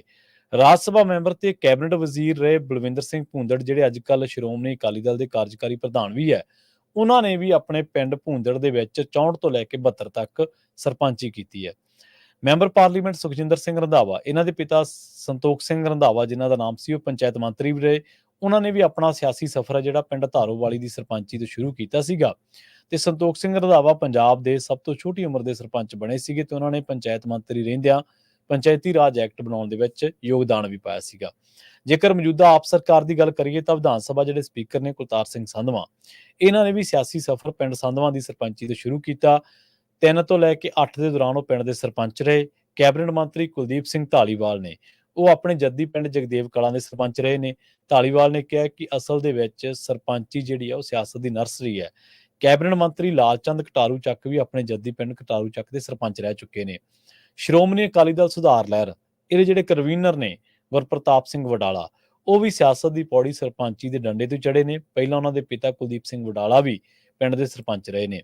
ਵਿਧਾਇਕ ਰਹੇ ਇਕਬਾਲ ਸਿੰਘ ਝੁੰਦਾ ਆਪਣੇ ਪਿੰਡ ਦੇ 3 ਵਾਰ ਸਰਪੰਚ ਰਹੇ ਨੇ, ਜਦੋਂ ਕਿ 2 ਵਾਰ ਅਕਾਲੀ ਦਲ ਦੇ ਵਿਧਾਇਕ ਰਹੇ। ਲਖਵੀਰ ਸਿੰਘ ਲੋਧੀ ਨੰਗਲ 6 ਵਾਰ ਸਰਪੰਚ ਰਹੇ। ਸਾਬਕਾ ਮੰਤਰੀ ਸਿਕੰਦਰ ਸਿੰਘ ਮਲੂਕਾ ਆਪਣੇ ਪਿੰਡ ਦੇ ਸਰਪੰਚ ਰਹੇ। ਜਗਦੇਵ ਸਿੰਘ ਤਲਵੰਡੀ ਨੇ ਵੀ ਆਪਣੇ ਪਿੰਡ ਦੇ 10 ਸਾਲ ਸਰਪੰਚੀ ਕੀਤੀ। ਪੰਜਾਬ ਮੰਡੀ ਬੋਰਡ ਦੇ ਚੇਅਰਮੈਨ ਰਹੇ ਹਰਚਰਨ ਸਿੰਘ ਹੀਰੋ, ਜੋ ਪੰਜਾਬ ਕਾਂਗਰਸ ਦੇ ਪ੍ਰਧਾਨ ਵੀ ਰਹੇ ਸਨ, ਉਹਨਾਂ ਨੇ ਵੀ ਆਪਣਾ ਸਫ਼ਰ ਸਰਪੰਚੀ ਤੋਂ ਸ਼ੁਰੂ ਕੀਤਾ। ਪੰਚਾਇਤ ਮੰਤਰੀ ਰਹੇ ਬਲਦੇਵ ਸਿੰਘ ਖਿਆਲਾ ਨੇ ਵੀ ਆਪਣਾ ਪਿੰਡ ਖਿਆਲਾ ਜਿਹੜਾ ਮਾਨਸਾ 'ਚ ਪੈਂਦਾ, ਉਹਦੇ ਸਰਪੰਚ ਰਹੇ ਸੀ ਤੇ ਮਾਨਸਾ ਜ਼ਿਲ੍ਹੇ ਦੀ ਕਾਂਗਰਸ ਸਰਕਾਰ ਦੇ ਵਿੱਚ ਵਜ਼ੀਰ ਰਹੇ ਸ਼ੇਰ ਸਿੰਘ ਗਾਗੋਵਾਲ ਨੇ ਵੀ ਸਰਪੰਚੀ ਤੋਂ ਹੀ ਆਪਣਾ ਸਿਆਸੀ ਜਿਹੜਾ ਸਬਕਾ ਉਹ ਸ਼ੁਰੂ ਕੀਤਾ। ਇਸੇ ਜ਼ਿਲ੍ਹੇ ਦੇ ਮੈਂਬਰ ਪਾਰਲੀਮੈਂਟ ਰਹੇ ਮਰਹੂਮ ਚਤਨ ਸਿੰਘ ਸਮਾਓ ਵੀ ਪਿੰਡ ਦੇ ਸਰਪੰਚ ਰਹੇ। ਬਠਿੰਡਾ ਜ਼ਿਲ੍ਹੇ ਦੇ ਵਿੱਚੋਂ ਸਾਬਕਾ ਮੰਤਰੀ ਹਰਮਿੰਦਰ ਸਿੰਘ ਜੱਸੀ, ਜਿਹੜੇ ਕਿ ਡੇਰੇਦਾਰ ਦੇ ਰਿਸ਼ਤੇਦਾਰ ਨੇ, ਉਹਨਾਂ ਨੇ ਵੀ ਆਪਣਾ ਜਿਹੜਾ ਸਿਆਸੀ ਸਫ਼ਰ ਹੈ ਉਹ ਪਿੰਡ ਜੱਸੀ ਬਾਗਵਾਲੀ ਦੀ ਸਰਪੰਚੀ ਤੋਂ ਸ਼ੁਰੂ ਕੀਤਾ ਸੀ। ਸ਼੍ਰੋਮਣੀ ਅਕਾਲੀ ਦਲ ਦੇ ਖਜ਼ਾਨਚੀ ਤੇ ਮੁੱਖ ਸੰਸਦੀ ਸਕੱਤਰ ਰਹੇ ਐਨ ਕੇ ਸ਼ਰਮਾ ਵੀ ਪਿੰਡ ਲੋਹਗੜ੍ਹ ਦੇ ਸਰਪੰਚ ਰਹਿ ਚੁੱਕੇ ਨੇ। ਮਰਹੂਮ ਜਥੇਦਾਰ ਤੋਤਾ ਸਿੰਘ, ਜਿਹੜੇ ਕਿ ਸਿੱਖਿਆ ਮੰਤਰੀ ਰਹੇ ਨੇ, ਉਹਨਾਂ ਨੇ ਵੀ ਆਪਣਾ ਜੱਦੀ ਪਿੰਡ ਦੀਦਾਰ ਸਿੰਘ ਵਾਲਾ ਦੇ ਸਰਪੰਚੀ ਤੋਂ ਆਪਣਾ ਸਿਆਸੀ ਸਫ਼ਰ ਜਿਹੜਾ ਉਹ ਸ਼ੁਰੂ ਕੀਤਾ ਸੀ। ਭਾਜਪਾ ਦੇ ਸੀਨੀਅਰ ਆਗੂ ਨਿਧੜਕ ਸਿੰਘ ਬਰਾੜ ਕਹਿੰਦੇ ਨੇ ਕਿ ਸਰਪੰਚੀ ਹੀ ਸਿਆਸਤਦਾਨਾਂ ਦੀ ਕਾਮਯਾਬੀ ਦਾ ਆਧਾਰ ਹੋਵੇ ਜ਼ਰੂਰੀ ਨਹੀਂਗਾ, ਸਰਪੰਚੀ ਜ਼ਮੀਨੀ ਹਕੀਕਤ ਜਾਣਨ ਲਈ ਜ਼ਰੂਰ ਸਹਾਈ ਹੁੰਦੀ ਹੈ। ਅਕਾਲੀ ਦਲ ਦੇ ਐਕਟਿੰਗ ਪ੍ਰਧਾਨ ਰਹਿ ਚੁੱਕੇ ਉਜਾਗਰ ਸਿੰਘ ਸੇਖਵਾਂ, ਸਾਬਕਾ ਮੰਤਰੀ ਮਰਹੂਮ ਅਜੀਤ ਸਿੰਘ ਕੁਹਾੜ, ਸੀਨੀਅਰ ਅਕਾਲੀ ਆਗੂ ਮਰਹੂਮ ਰਣਜੀਤ ਸਿੰਘ ਬ੍ਰਹਮਪੁਰਾ, 2 ਵਾਰ ਵਿਧਾਇਕ ਰਹੇ ਮੋਹਨ ਲਾਲ ਬਹਿਰਾਮ, ਸਾਬਕਾ ਵਿਧਾਇਕ ਅਜੀਤਿੰਦਰ ਸਿੰਘ ਮੋਫਰ, ਮਲਕੀਤ ਸਿੰਘ ਕੀਤੂ, ਇਹ ਸਾਰੇ ਆਪੋ ਆਪਣੇ ਪਿੰਡਾਂ ਦੇ ਸਰਪੰਚ ਰਹਿ ਚੁੱਕੇ ਆ। ਮੌਜੂਦਾ ਆਪ ਵਿਧਾਇਕ ਗੁਰਪ੍ਰੀਤ ਸਿੰਘ ਵਣਾਵਾਲੀ ਵੀ ਜਿਹੜੇ ਨੇ, ਉਹਨਾਂ ਦੇ ਪਿਤਾ ਵੀ ਪਿੰਡ ਦੇ ਸਰਬਸੰਮਤੀ ਦੇ ਨਾਲ ਸਰਪੰਚ ਰਹਿ ਚੁੱਕੇ ਆ। ਸੋ ਇਹ ਉਹ ਜਿਹੜੀ ਸਿਆਸਤ ਦੀ ਨਰਸਰੀ ਵਾਲੀ ਗੱਲ ਆ ਕਿ ਜਿਹੜੇ ਲੋਕ ਸਿਆਸਤ ਦੀ ਪੌੜੀ ਤਾਂ ਚੜ੍ਹੇ, ਪਰ ਉਹਨਾਂ ਨੇ ਆਪਣਾ ਜਿਹੜਾ ਸਿਆਸੀ ਕਰੀਅਰ ਸੀਗਾ ਉਹ ਸਰਪੰਚੀ ਤੋਂ ਸ਼ੁਰੂ ਕੀਤਾ। ਸਰਪੰਚੀ ਦੇ ਵਿੱਚ ਵਿਚਰਦਿਆਂ ਉਹਨਾਂ ਨੇ ਇਸੇ ਦੌਰਾਨ ਜਿਹੜਾ ਪ੍ਰਸ਼ਾਸਕੀ ਅਮਲਾ ਜਾਂ ਲੋਕਾਂ ਦੇ ਨਾਲ ਵਾਹ ਵਾਸਤਾ ਪੈਂਦਾ, ਫਿਰ ਹੌਲੀ ਹੌਲੀ ਪਾਰਟੀਆਂ ਦੀ ਨਿਗਾਹ ਦੇ ਵਿੱਚ ਉਹ ਬੰਦਾ ਆ ਜਾਂਦਾ। ਪਾਰਟੀਆਂ ਦੀ ਨਿਗਾਹ ਦੇ ਵਿੱਚ ਆਉਣ ਤੋਂ ਬਾਅਦ ਉਹਨੂੰ ਫਿਰ ਟਿਕਟ ਵੀ ਦੇ ਦਿੱਤੀ ਜਾਂਦੀ ਹੈ। ਪਹਿਲਾਂ ਦੇ ਦੌਰ ਦੇ ਵਿੱਚ ਚੀਜ਼ਾਂ ਸੌਖੀਆਂ ਸੀਗੀਆਂ ਕਿਉਂਕਿ ਮੁਕਾਬਲੇਬਾਜ਼ੀ ਇੰਨੀ ਹੈ ਨਹੀਂ ਸੀ। ਜਦੋਂ ਟਿਕਟ ਦੇ ਦਿੱਤੀ ਜਾਂਦੀ ਤੇ ਜੇਕਰ ਬੰਦਾ ਜਿੱਤ ਜਾਂਦਾ ਫਿਰ ਉਹ ਐਮਐਲਏ ਜਾਂ ਐਮਪੀ ਬਣ ਹੀ ਜਾਂਦਾ। ਤੇ ਤੁਹਾਨੂੰ ਯਾਦ ਹੋਣਾ, ਮੈਂ ਅਕਸਰ ਹੀ ਆਪਾਂ ਇਸੇ ਪ੍ਰੋਗਰਾਮ ਦੇ ਵਿੱਚ ਪੰਜਾਬ ਦੀਆਂ ਕਈ ਸਿਆਸੀ ਜਿਹੜੀਆਂ ਨੇ ਉਹਨਾਂ ਦੇ ਬਾਰੇ, ਸਿਆਸੀ ਮਿਸਾਲਾਂ ਦੇ ਬਾਰੇ ਕਹਿ ਸਕਦੇ ਹਾਂ, ਗੱਲ ਕਰ ਲੈਂਦੇ ਹਾਂ ਆਪਾਂ। ਤੇ ਉਹਨਾਂ ਦੇ ਵਿੱਚ ਗਿੱਦੜਬਾਹਾ ਦਾ ਜਿਹੜਾ ਹਲਕਾ ਉਹ ਵੀ ਬੜਾ ਅਹਿਮ ਆ, ਉਹਦੇ ਵਿੱਚ ਵੀ ਸਿਆਸੀ ਵੰਨਗੀਆਂ ਦੇਖਣ ਵਾਲੀਆਂ। ਪਹਿਲੀ ਵਾਰੀ ਜਦੋਂ ਪ੍ਰਕਾਸ਼ ਸਿੰਘ ਬਾਦਲ ਇੱਥੋਂ ਚੋਣ ਲੜੇ ਸੀ ਤਾਂ ਸ਼ਾਇਦ ਹਾਰ ਗਏ ਸੀਗੇ 59 ਵੋਟਾਂ ਦੇ ਫਰਕ ਦੇ ਨਾਲ, ਪਰ ਦੂਜੀ ਵਾਰ ਇੱਥੋਂ ਮਨਪ੍ਰੀਤ ਬਾਦਲ ਚੋਣ ਜਿੱਤੇ ਸੀਗੇ, ਜਿਹੜੇ ਕਿ 4 ਵਾਰ ਵਿਧਾਇਕ ਰਹੇ, ਫਿਰ ਉਸ ਤੋਂ ਬਾਅਦ ਖਜ਼ਾਨਾ ਮੰਤਰੀ ਵੀ ਰਹੇ ਤੇ ਉਸ ਤੋਂ ਪਹਿਲਾਂ ਵੀ ਖਜ਼ਾਨਾ ਮੰਤਰੀ ਰਹੇ ਪੰਜਾਬ ਦੇ। ਇੱਥੋਂ ਜਿਹੜੇ 3 ਵਾਰ ਵਿਧਾਇਕ ਰਹਿ ਚੁੱਕੇ ਨੇ ਅਮਰਿੰਦਰ ਸਿੰਘ ਰਾਜਾ ਵੜਿੰਗ, ਉਹਨਾਂ ਨੇ ਆਪਣਾ ਜਿਹੜਾ ਸਫ਼ਰ ਆ ਉਹ ਬਲਾਕ ਸੰਮਤੀ ਤੋਂ ਸ਼ੁਰੂ ਕੀਤਾ। ਹੌਲੀ ਹੌਲੀ ਉਹ ਜ਼ਿਲ੍ਹਾ ਪ੍ਰੀਸ਼ਦ ਦੇ ਵਿੱਚ ਆਏ ਤੇ ਉਸ ਤੋਂ ਬਾਅਦ ਐਮਐਲਏ ਦੀ ਟਿਕਟ ਲਈ ਤੇ ਫਿਰ ਉਹ ਆਲ ਇੰਡੀਆ ਕਾਂਗਰਸ ਦੇ ਪ੍ਰਧਾਨ ਵੀ ਬਣੇ। ਇਸੇ ਤਰ੍ਹਾਂ ਹਰਚਰਨ ਬਰਾੜ ਵੀ ਜਿਹੜੇ ਨੇ ਉਹ ਮੁੱਖ ਮੰਤਰੀ ਦੀ ਕੁਰਸੀ ਤੱਕ ਪਹੁੰਚੇ। ਸੋ ਇਹ ਸੀਟ ਇੱਕ ਇਹ ਹਲਕਾ ਹੈ ਜਾਂ ਇਸੇ ਤਰ੍ਹਾਂ ਜਿਹੜਾ ਫਿਰੋਜ਼ਪੁਰ ਵਿਧਾਨ ਸਭਾ ਲੋਕ ਸਭਾ ਹਲਕਾ ਹੈ, ਇਸ ਤੋਂ ਵੀ ਤੁਹਾਨੂੰ ਇਹ ਜਿਹੀਆਂ ਮਿਸਾਲਾਂ ਮਿਲ ਜਾਣਗੀਆਂ। ਕਦੇ ਫਰੀਦਕੋਟ ਤੋਂ ਜਗਮੀਤ ਸਿੰਘ ਬਰਾੜ ਨੇ ਸੁਖਬੀਰ ਸਿੰਘ ਬਾਦਲ ਨੂੰ ਹਰਾ ਦਿੱਤਾ ਸੀਗਾ। ਉਦੋਂ ਸੁਖਬੀਰ ਸਿੰਘ ਬਾਦਲ ਦੇ ਪਿਤਾ ਵੀ ਮੁੱਖ ਮੰਤਰੀ ਸੀਗੇ ਤੇ ਸੁਖਬੀਰ ਸਿੰਘ ਬਾਦਲ ਦੀ ਚੰਗੀ ਪਹੁੰਚ ਸੀ। ਇਹ ਸਨ 96 ਦੇ ਜਾਂ 99 ਦੇ ਇਲੈਕਸ਼ਨ ਦੀ ਗੱਲ ਆ। ਉਸ ਤੋਂ ਬਾਅਦ 2004 ਦੇ ਵਿੱਚ ਜਗਮੀਤ ਸਿੰਘ ਬਰਾੜ ਨੂੰ ਸ਼ੇਰ ਸਿੰਘ ਘੁਬਾਇਆ ਹਰਾ ਦਿੰਦੇ ਆ। ਜਦੋਂ ਸ਼ੇਰ ਸਿੰਘ ਘੁਬਾਇਆ ਹਰਾ ਦਿੰਦੇ ਆ ਤਾਂ ਉਸ ਤੋਂ ਬਾਅਦ 9 ਦੇ ਵਿੱਚ ਫਿਰ ਜਗਮੀਤ ਸਿੰਘ ਬਰਾੜ ਕਿਸਮਤ ਅਜ਼ਮਾਉਂਦੇ ਆ, ਉਹਨਾਂ ਦੇ ਹੱਥ ਫਿਰ ਕਾਮਯਾਬੀ ਨਹੀਂ ਲੱਗਦੀ। ਜਦੋਂ ਦੁਬਾਰਾ ਇਲੈਕਸ਼ਨ ਆਉਂਦਾ 14 ਦਾ ਇਲੈਕਸ਼ਨ, ਉਦੋਂ ਜਗਮੀਤ ਸਿੰਘ ਬਰਾੜ ਜਿਹੜੇ ਨੇ ਉਹ ਇੱਕ ਵਾਰ ਫਿਰ ਤੋਂ ਹਾਰ ਜਾਂਦੇ ਆ ਤੇ 19 ਦੇ ਇਲੈਕਸ਼ਨ ਦੇ ਵਿੱਚ ਆਉਂਦੇ ਸੁਖਬੀਰ ਸਿੰਘ ਬਾਦਲ ਸ਼ੇਰ ਸਿੰਘ ਘਬਾਏ ਨੂੰ ਹਰਾ ਦਿੰਦੇ ਆ। ਮਤਲਬ ਇਸ ਤਰ੍ਹਾਂ ਦੇ ਜਿਹੜੇ ਸਿਆਸੀ ਗੁਣਾਗਣਿਤ ਨੇ ਕਿ ਕਦੇ ਵੀ ਸਮਾਂ, ਸਥਾਨ, ਸਥਿਤੀਆਂ ਉਹ ਇੱਕੋ ਜਿਹੀਆਂ ਨਹੀਂ ਰਹਿੰਦੀਆਂ, ਉਹ ਬਦਲਦੀਆਂ ਰਹਿੰਦੀਆਂ ਨੇ। ਅਗਲੀ ਖਬਰ ਦੇ ਵੱਲ ਵਧੀਏ ਤੇ ਗੱਲ ਕਰੀਏ ਪੱਤਰਕਾਰਾਂ ਦੇ ਖਿਲਾਫ ਜਿਹੜੀ ਸਰਕਾਰ ਦੀ ਆਲੋਚਨਾ ਜਾਪਦੀਆਂ ਲਿਖਤਾਂ ਉਹਦੇ ਕਰਕੇ ਫੌਜਦਾਰੀ ਕੇਸ ਨਾ ਦਰਜ ਕੀਤੇ ਜਾਣ, ਸੁਪਰੀਮ ਕੋਰਟ ਨੇ ਗੱਲ ਕਹੀ ਹੈ। ਸੁਪਰੀਮ ਕੋਰਟ ਨੇ ਇੱਕ ਅਹਿਮ ਹੁਕਮ ਜਾਰੀ ਕਰਦਿਆਂ ਗੱਲ ਕਹੀ ਹੈ ਕਿ ਸਰਕਾਰ ਵੱਲੋਂ ਮਹਿਜ਼ ਇਸ ਆਧਾਰ ਉੱਤੇ ਪੱਤਰਕਾਰਾਂ ਦੇ ਖਿਲਾਫ ਫੌਜਦਾਰੀ ਕੇਸ ਨਾ ਦਰਜ ਕੀਤੇ ਜਾਣ ਕਿ ਉਹਨਾਂ ਦੀਆਂ ਲਿਖਤਾਂ ਜਿਹੜੀਆਂ ਨੇ ਉਹ ਸਰਕਾਰ ਦੀ ਆਲੋਚਨਾ ਕਰਦੀਆਂ ਨੇ। ਸੁਪਰੀਮ ਕੋਰਟ ਦੇ ਜਸਟਿਸ ਰਿਸ਼ੀਕੇਸ਼ ਰਾਏ ਤੇ ਜਸਟਿਸ SVN ਭੱਟੀ ਨੇ ਕਿਹਾ ਕਿ ਜਮਹੂਰੀ ਮੁਲਕਾਂ ਦੇ ਵਿੱਚ ਵਿਚਾਰਾਂ ਦੇ ਪ੍ਰਗਟਾਵੇ ਦੀ ਆਜ਼ਾਦੀ ਦਾ ਸਤਿਕਾਰ ਕੀਤਾ ਜਾਂਦਾ ਤੇ ਦੇਸ਼ ਦੇ ਵਿੱਚ ਪੱਤਰਕਾਰਾਂ ਦੇ ਹੱਕਾਂ ਨੂੰ ਸੰਵਿਧਾਨ ਦੀ ਧਾਰਾ 19(1)A ਦੇ ਤਹਿਤ ਸੁਰੱਖਿਅਤ ਕੀਤਾ ਗਿਆ। ਬੈਂਚ ਨੇ ਹੁਕਮ ਪੱਤਰਕਾਰ ਅਭਿਸ਼ੇਕ ਉਪਾਧਿਆਏ ਵੱਲੋਂ ਦਾਇਰ ਪਟੀਸ਼ਨ ਦੀ ਸੁਣਵਾਈ ਕਰਦਿਆਂ ਕੀਤੇ ਨੇ। ਉਪਾਧਿਆਏ ਨੇ ਉੱਤਰ ਪ੍ਰਦੇਸ਼ ਦੇ ਵਿੱਚ ਆਪਣੇ ਖਿਲਾਫ ਸੂਬੇ ਦੇ ਆਮ ਪ੍ਰਸ਼ਾਸਨ ਦੇ ਵਿੱਚ ਜਾਤ ਗਤੀਸ਼ੀਲਤਾ ਵਿਸ਼ੇ ਉੱਤੇ ਇੱਕ ਰਿਪੋਰਟ ਨਸ਼ਰ ਕਰਨ ਦੇ ਬਦਲੇ ਇੱਕ FIR ਦਰਜ ਕੀਤੀ ਗਈ ਸੀ ਤੇ ਉਸ ਨੂੰ ਰੱਦ ਕਰਨ ਦੀ ਮੰਗ ਸਿਖਰਲੀ ਅਦਾਲਤ ਤੋਂ ਕੀਤੀ। ਬੈਂਚ ਨੇ ਆਪਣੇ ਹੁਕਮ ਦੇ ਵਿੱਚ ਕਿਹਾ ਕਿ ਮਹਿਜ਼ ਇਸ ਕਾਰਨ ਕਰਕੇ ਕਿਸੇ ਪੱਤਰਕਾਰ ਨੂੰ ਉਹਨੂੰ ਠਿੱਠ ਨਹੀਂ ਕੀਤਾ ਜਾ ਸਕਦਾ, ਉਹਨੂੰ ਉਹਦੀ ਜਿਹੜੀ ਉਹਦੇ ਤੇ FIR ਨਹੀਂ ਕੀਤੀ ਜਾ ਸਕਦੀ ਕਿ ਉਹਨੇ ਸਰਕਾਰ ਦੀ ਆਲੋਚਨਾ ਕੀਤੀ ਹੈ। ਇਸ ਦੇ ਨਾਲ ਹੀ ਬੈਂਚ ਨੇ ਪਟੀਸ਼ਨ ਉੱਤੇ ਉੱਤਰ ਪ੍ਰਦੇਸ਼ ਸਰਕਾਰ ਨੂੰ ਨੋਟਿਸ ਜਾਰੀ ਕਰਕੇ ਜਵਾਬ ਜਿਹੜਾ ਉਹ ਤਲਬ ਕੀਤਾ ਹੈ। ਅਦਾਲਤ ਨੇ ਵੀ ਹੁਕਮ ਦਿੱਤਾ ਕਿ ਇਸੇ ਦੌਰਾਨ ਪਟੀਸ਼ਨਰ ਦੇ ਖਿਲਾਫ ਸੰਬੰਧਿਤ ਲੇਖ ਨੂੰ ਲੈ ਕੇ ਕੋਈ ਵੀ ਸਜ਼ਾਮਾਈ ਕਾਰਵਾਈ ਜਿਹੜੀ ਉਹ ਨਾ ਕੀਤੀ ਜਾਵੇ। ਮਾਮਲੇ ਦੀ ਅਗਲੀ ਸੁਣਵਾਈ 4 ਹਫ਼ਤੇ ਬਾਅਦ ਹੋਣੀ ਹੈ। ਇਸੇ ਤਰ੍ਹਾਂ ਦਾ ਤੁਸੀਂ ਕੰਮਕਾਰ ਪੰਜਾਬ ਸਰਕਾਰ ਦਾ ਦੇਖ ਲਓ। ਪੰਜਾਬ ਦੇ ਵਿੱਚ ਵੀ ਲੰਘੇ ਦਿਨਾਂ ਦੇ ਵਿੱਚ ਜਿਹੜੇ ਮਾਲਵਿੰਦਰ ਸਿੰਘ ਮਾਲੀ ਨੇ ਉਹਨਾਂ ਨੂੰ ਪੰਜਾਬ ਸਰਕਾਰ ਨੇ ਇੱਕ ਟਿੱਪਣੀ ਦੇ ਮਾਮਲੇ ਦੇ ਵਿੱਚ ਉਹਨਾਂ ਨੂੰ ਫੜ ਲਿਆ, ਗ੍ਰਿਫਤਾਰ ਕਰ ਲਿਆ। ਉਸ ਤੋਂ ਬਾਅਦ ਜਦੋਂ ਉਹਨਾਂ ਦੀ 14 ਦਿਨਾਂ ਦੇ ਬਾਅਦ ਨਿਆਇਕ ਹਿਰਾਸਤ ਦੇ ਵਿੱਚ ਉਹਨਾਂ ਦੀ ਕੋਰਟ ਪੇਸ਼ੀ ਹੋਣੀ ਸੀ ਤੇ ਉਹਨਾਂ ਨੂੰ ਉਹ ਵੀ ਪੇਸ਼ ਨਹੀਂ ਕੀਤਾ ਗਿਆ। ਸਿੱਟੇ ਵਜੋਂ ਉਹਨਾਂ ਦੀ ਜਿਹੜੀ ਨਿਆਇਕ ਹਿਰਾਸਤ ਸੀ ਉਹ 14 ਦਿਨ ਆਟੋਮੈਟਿਕਲੀ ਹੋਰ ਵੱਧ ਗਈ। ਇਸ ਸਰਕਾਰ ਦੇ ਇਸ ਕਦਮ ਦੀ ਬਹੁਤ ਸਾਰੀ ਆਲੋਚਨਾ ਹੋਈ ਕਿਉਂਕਿ ਉਹਨਾਂ ਦਿਨਾਂ ਦੇ ਵਿੱਚ ਆਪਾਂ ਇਹ ਵੀ ਚਰਚਾ ਕੀਤੀ ਕਿ ਕਿਵੇਂ ਜਿਹੜੀ ਬੀਬੀ ਨਵੀਂ ਇਹਨਾਂ ਦੀ ਮੈਂ ਉੱਥੋਂ ਬਣੀ ਆ ਮੁੱਖ ਮੰਤਰੀ, ਉਹਨੇ ਵੀ ਤੇ ਕੇਜਰੀਵਾਲ ਨੇ ਖੁਦ ਕੁਝ ਹਿੰਦੂ ਦੇਵੀ ਦੇਵਤਿਆਂ ਦੇ ਨਾਲ ਤੁਲਨਾ ਕੀਤੀ ਸੀ ਮੌਜੂਦਾ ਜੋ ਆਮ ਆਦਮੀ ਪਾਰਟੀ ਤੇ ਇਸ ਟਾਈਮ ਜਿਹੜਾ ਚੱਲ ਰਿਹਾ ਪ੍ਰਕਰਨ ਉਹਦੀ। ਪਰ ਉਸ ਤੋਂ ਬਾਅਦ ਕਿਸੇ ਦੀਆਂ ਜਿਹੜੀਆਂ ਇਹ ਧਾਰਮਿਕ ਭਾਵਨਾਵਾਂ ਉਹ ਉਜਾਗਰ ਨਹੀਂ ਹੋਈਆਂ ਜਾਂ ਕਿਸੇ ਤਰੀਕੇ ਨਾਲ ਸਾਹਮਣੇ ਨਹੀਂ ਆਈਆਂ। ਇਸੇ ਤਰ੍ਹਾਂ ਆਪਾਂ ਗੱਲ ਇਹ ਵੀ ਕੀਤੀ ਸੀਗੀ ਕਿ ਇਸ ਤੋਂ ਪਹਿਲਾਂ ਸਰਕਾਰ ਬਣਦਿਆਂ ਹੀ ਕੁਝ ਉਹਨਾਂ ਪੱਤਰਕਾਰਾਂ ਨੂੰ ਨਿਸ਼ਾਨਾ ਬਣਾਇਆ ਗਿਆ, ਉਹਨਾਂ ਪੱਤਰਕਾਰਾਂ ਨੂੰ ਸੱਦਿਆ ਗਿਆ, ਥਾਣਿਆਂ ਦੇ ਵਿੱਚ, ਕਚਹਿਰੀਆਂ ਦੇ ਵਿੱਚ ਜ਼ਲੀਲ ਕੀਤਾ ਗਿਆ ਜਿਹੜੇ ਪੱਤਰਕਾਰ ਸਰਕਾਰ ਦੀ ਆਲੋਚਨਾ ਕਰਦੇ ਸੀ। ਜਦੋਂ ਅੰਮ੍ਰਿਤਪਾਲ ਸਿੰਘ ਦੀ ਫੜੋ ਫੜਾਈ ਜਾ ਰਹੀ ਸੀ ਉਹਨਾਂ ਸਮਿਆਂ ਦੇ ਵਿੱਚ ਵੀ ਉਹਨਾਂ ਲੋਕਾਂ ਦੀ ਪੁੱਛ ਪੜਤਾਲ ਥਾਣੇ ਕਚਹਿਰੀ ਉਹਨਾਂ ਨੂੰ ਸੱਦਿਆ ਗਿਆ ਜਿਨ੍ਹਾਂ ਲੋਕਾਂ ਨੇ ਅੰਮ੍ਰਿਤਪਾਲ ਸਿੰਘ ਦੀ ਖਾਲਸਾ ਵਹੀਰ ਨੂੰ ਕਵਰ ਕੀਤਾ ਸੀਗਾ ਤੇ ਜਾਂ ਉਹ ਪ੍ਰੋਟੈਸਟ ਨੂੰ ਕਵਰ ਕਰ ਰਹੇ ਸੀਗੇ। ਬਿਨਾਂ ਵਜ੍ਹਾ ਉਹਨਾਂ ਨੂੰ ਸੱਦ ਕੇ ਪਰੇਸ਼ਾਨ ਕੀਤਾ ਗਿਆ। ਇਹਨਾਂ ਦਾ ਜਿਹੜਾ ਵਿਧਾਇਕ ਹਰਮੀਤ ਸਿੰਘ ਪਠਾਨ ਮਾਜਰਾ, ਉਹਨੇ ਵਿਧਾਨ ਸਭਾ ਦੇ ਵਿੱਚ ਖੜ ਕੇ ਇੱਕ ਪੱਤਰਕਾਰ ਨੂੰ ਇਹ ਗੱਲ ਕਹੀ ਕਿ ਤੂੰ ਬਾਹਰ ਚੱਲ, ਤੈਨੂੰ ਮੈਂ ਦੇਖਦਾ। ਇਹਨਾਂ ਦਾ ਜਿਹੜਾ ਬਾਘਾ ਪੁਰਾਣਾ ਤੋਂ ਵਿਧਾਇਕ ਹੈ ਉਹਦੇ ਦੋਸ਼ ਲੱਗਿਆ ਕਿ ਉਹਨੇ ਪੱਤਰਕਾਰ ਨੂੰ ਘਰੇ ਸੱਦ ਕੇ ਉਹਨੂੰ ਜ਼ਲੀਲ ਕੀਤਾ ਤੇ ਉਹਨੂੰ ਕੁੱਟਿਆ। ਇਸ ਤਰ੍ਹਾਂ ਦੇ ਬਹੁਤ ਸਾਰੇ ਦੋਸ਼ ਇਹਨਾਂ ਦੀ ਸੱਤਾ ਦੇ ਵਿੱਚ ਆਉਂਦੇ ਲੱਗੇ। ਬਹੁਤ ਸਾਰੇ ਥਾਵਾਂ ਤੇ ਆਪਾਂ ਇਹਨਾਂ ਦੇ ਜਿਹੜੇ ਵਿਧਾਇਕ ਨੇ ਉਹਨਾਂ ਨੂੰ ਅਫਸਰਸ਼ਾਹੀ ਦੇ ਨਾਲ ਉਹਨਾਂ ਲੋਕਾਂ ਨੂੰ ਨਾਲ ਭਿੜਦੇ ਦੇਖਿਆ ਜਿਨ੍ਹਾਂ ਨੇ ਉਹਨਾਂ ਤੋਂ ਕੋਈ ਸਵਾਲ ਪੁੱਛ ਲਿਆ ਜਾਂ ਉਹਨਾਂ ਨੂੰ ਕਿਸੇ ਮਾਮਲੇ ਦੇ ਵਿੱਚ ਅਕਾਊਂਟੇਬਿਲਟੀ ਉਹਨਾਂ ਦੀ ਕਾਊਂਟ ਕੀਤੀ। ਤਾਂ ਇਹ ਸਾਰੇ ਦੇਸ਼ ਦੇ ਨਾਲ ਪੂਰੇ ਭਾਰਤ ਦੇ ਨਾਲ ਪੰਜਾਬ ਦੇ ਵਿੱਚ ਵੀ ਪੱਤਰਕਾਰੀ ਕਰਨੀ ਬਹੁਤ ਔਖੀ ਆ। ਉਹ ਲੋਕ ਧਨ ਨੇ ਜਿਹੜੇ ਇਸ ਟਾਈਮ ਸੱਚ ਦੀ ਮਿਸਾਲ ਜਗਾ ਰਹੇ ਨੇ, ਪਰ ਬਹੁਤੇ ਜਿਹੜਾ ਵੱਡਾ ਹਿੱਸਾ ਗਿਣਤੀ ਆ ਉਹ ਜਾਂ ਤਾਂ ਸਰਕਾਰ ਦੇ ਨਾਲ ਸਹਿਮਤ ਹੋ ਚੁੱਕੇ ਨੇ ਤੇ ਜਾਂ ਫਿਰ ਸਰਕਾਰ ਦੇ ਨਾਲ ਰਲ ਚੁੱਕੇ ਨੇ ਤੇ ਜਾਂ ਫਿਰ ਚੁੱਪ ਕਰ ਚੁੱਕੇ ਨੇ। ਉਹਨਾਂ ਨੇ ਕੋਈ ਸਰਕਾਰ ਦੀ ਆਲੋਚਨਾ ਜਾਂ ਟੀਕਾ ਟਿੱਪਣੀ ਉਹਨਾਂ ਨੇ ਨਹੀਂ ਕਰਨੀ ਕਿਸੇ ਵੀ ਮਾਮਲੇ ਦੇ ਵਿੱਚ। ਸੋਸ਼ਲ ਮੀਡੀਆ ਦੇ ਉੱਤੇ ਜਿਹੜਾ ਦਾਇਰਾ ਆਵਾਜ਼ ਨੂੰ ਪਹੁੰਚਾਉਣ ਦਾ ਸੀਗਾ, ਲੋਕਾਂ ਤੱਕ ਅੱਗੇ ਲੈ ਕੇ ਜਾਣ ਦਾ ਸੀਗਾ, ਉਹ ਦਾਇਰਾ ਸਰਕਾਰਾਂ ਨੇ ਹੌਲੀ-ਹੌਲੀ ਸੰਗੇੜ ਦਿੱਤਾ। ਅੱਜ-ਕੱਲ੍ਹ ਉਹਨਾਂ ਚੈਨਲਾਂ ਨੂੰ, ਉਹਨਾਂ ਲੋਕਾਂ ਨੂੰ ਭਾਰਤ ਦੇ ਵਿੱਚ ਬੈਨ ਕਰ ਦਿੱਤਾ ਜਾਂਦਾ ਜਿਹੜੇ ਆਪਣੇ ਹੱਕ ਹਕੂਕ ਦੀ ਗੱਲ ਕਰਦੇ ਨੇ। ਇਸ ਬਾਬਤ ਆਪਾਂ ਪੰਜਾਬੀ ਰੇਡੀਓ ਐਸੇ ਦੀ ਵੀ ਮਿਸਾਲ ਦੇਈਦੀ ਹੈ ਕਿ ਜਦੋਂ ਵੀ ਸਿੱਖ ਸੰਘਰਸ਼ ਜਾਂ ਜਦੋਂ ਵੀ ਅਜਿਹੀਆਂ ਖਬਰਾਂ ਜਿਹੜੀਆਂ ਉਸ ਸਿਸਟਮ ਨੂੰ ਐਕਸਪੋਜ਼ ਕਰਦੀਆਂ ਹੋਣ, ਉਹਨੂੰ ਨੰਗਿਆ ਕਰਦੀਆਂ ਹੋਣ, ਤਾਂ ਉਦੋਂ ਫਿਰ ਉਹ YouTube ਚੈਨਲ ਜਾਂ ਮੀਡੀਆ ਅਦਾਰੇ ਫੇਸਬੁੱਕ ਤੇ ਜਾਂ ਹੋਰ ਥਾਵਾਂ ਦੇ ਉੱਤੇ ਬੈਨ ਕਰ ਦਿੱਤੇ ਜਾਂਦੇ ਆ। ਸੋ ਖੈਰ, ਪਰ ਜਿਨ੍ਹਾਂ ਨੇ ਬੋਲਣਾ ਉਹ ਲਗਾਤਾਰ ਬੋਲ ਰਹੇ ਨੇ, ਜਿਨ੍ਹਾਂ ਨੇ ਸੱਚ ਦੇ ਉੱਤੇ ਪਹਿਰਾ ਦੇਣਾ ਉਹ ਲਗਾਤਾਰ ਦੇ ਰਹੇ ਨੇ। ਇਸੇ ਕਰਕੇ ਤੁਸੀਂ ਦੇਖਿਆ ਹੋਣਾ ਕਿ ਪੰਜਾਬੀ ਰੇਡੀਓ ਐਸੇ ਦੇ ਉੱਤੇ ਵੀ ਜਿੰਨੀਆਂ ਵੀ ਖਬਰਾਂ ਤੁਸੀਂ ਸੁਣਦੇ ਆ, ਚਾਹੇ ਹੁਣ ਦੀ ਖਬਰ ਹੈ ਜਿਹੜੀ ਲੰਘੇ ਦਿਨਾਂ ਦੇ ਵਿੱਚ ਬੜੀ ਚਰਚਿਤ ਖਬਰ ਹੈ, ਪਰ ਉਹਦੇ ਤੇ ਖਬਰ ਤੇ ਵੀ ਕੋਈ ਖਾਸੀ ਚਰਚਾ ਆਪਾਂ ਨਹੀਂ ਦੇਖੀ ਜਿਹੜੇ ਲੋਕਾਂ ਦਾ ਇਹਦੇ ਤੇ ਬੋਲਣਾ ਬਣਦਾ। ਉਹ ਖਬਰ ਇਹ ਹੈ ਕਿ ਕੁਝ ਜਥੇਬੰਦੀਆਂ ਜਿਹੜੀਆਂ ਕਿ ਭਾਰਤੀ ਸਿਸਟਮ ਦੇ ਪ੍ਰਭਾਵ ਹੇਠ ਨੇ, ਉਹ ਗੁਰਦੁਆਰਾ ਸਾਹਿਬਾਨ ਦੇ ਵਿੱਚ ਡਰੱਗ ਤੇ ਹਥਿਆਰਾਂ ਦੇ ਲਗਾਤਾਰ ਸੰਗੀਨ ਦੋਸ਼ ਲਾ ਰਹੀਆਂ ਨੇ। ਪਰ ਉਸ ਮਾਮਲੇ ਦੇ ਵਿੱਚ ਕੋਈ ਬਹੁਤੀ ਆਵਾਜ਼ ਆਪਾਂ ਲੋਕਾਂ ਦੀ ਸੁਣ ਨਹੀਂ ਰਹੇ, ਜਿਹੜੀ ਕਿ ਆਵਾਜ਼ ਬੁਲੰਦ ਜ਼ਰੂਰ ਕਰਨੀ ਚਾਹੀਦੀ ਹੈ। ਸੈਕਰਾਮੈਂਟੋ ਬੀ ਦਾ ਇਹ ਆਰਟੀਕਲ ਸੀਗਾ ਜਿਹੜਾ ਕਿ ਹਰ ਇੱਕ ਨੂੰ ਪੜ੍ਹਨਾ ਚਾਹੀਦਾ ਹੈ। ਸੋ ਪੱਤਰਕਾਰਤਾ ਦੀ ਮਿਸਾਲ ਜਿਹੜੇ ਲੋਕ ਜਗਾ ਰਹੇ ਨੇ ਉਹ ਧੰਨ ਨੇ। ਲੋਕਾਂ ਨੇ ਹੁਣ ਤੱਕ ਕੁਰਬਾਨੀਆਂ ਦੇ ਕੇ ਆਪਣੀਆਂ ਜਾਨਾਂ ਵਾਰ ਕੇ ਇਸ ਸੱਚ ਨੂੰ ਜਿਉਂਦਾ ਰੱਖਿਆ।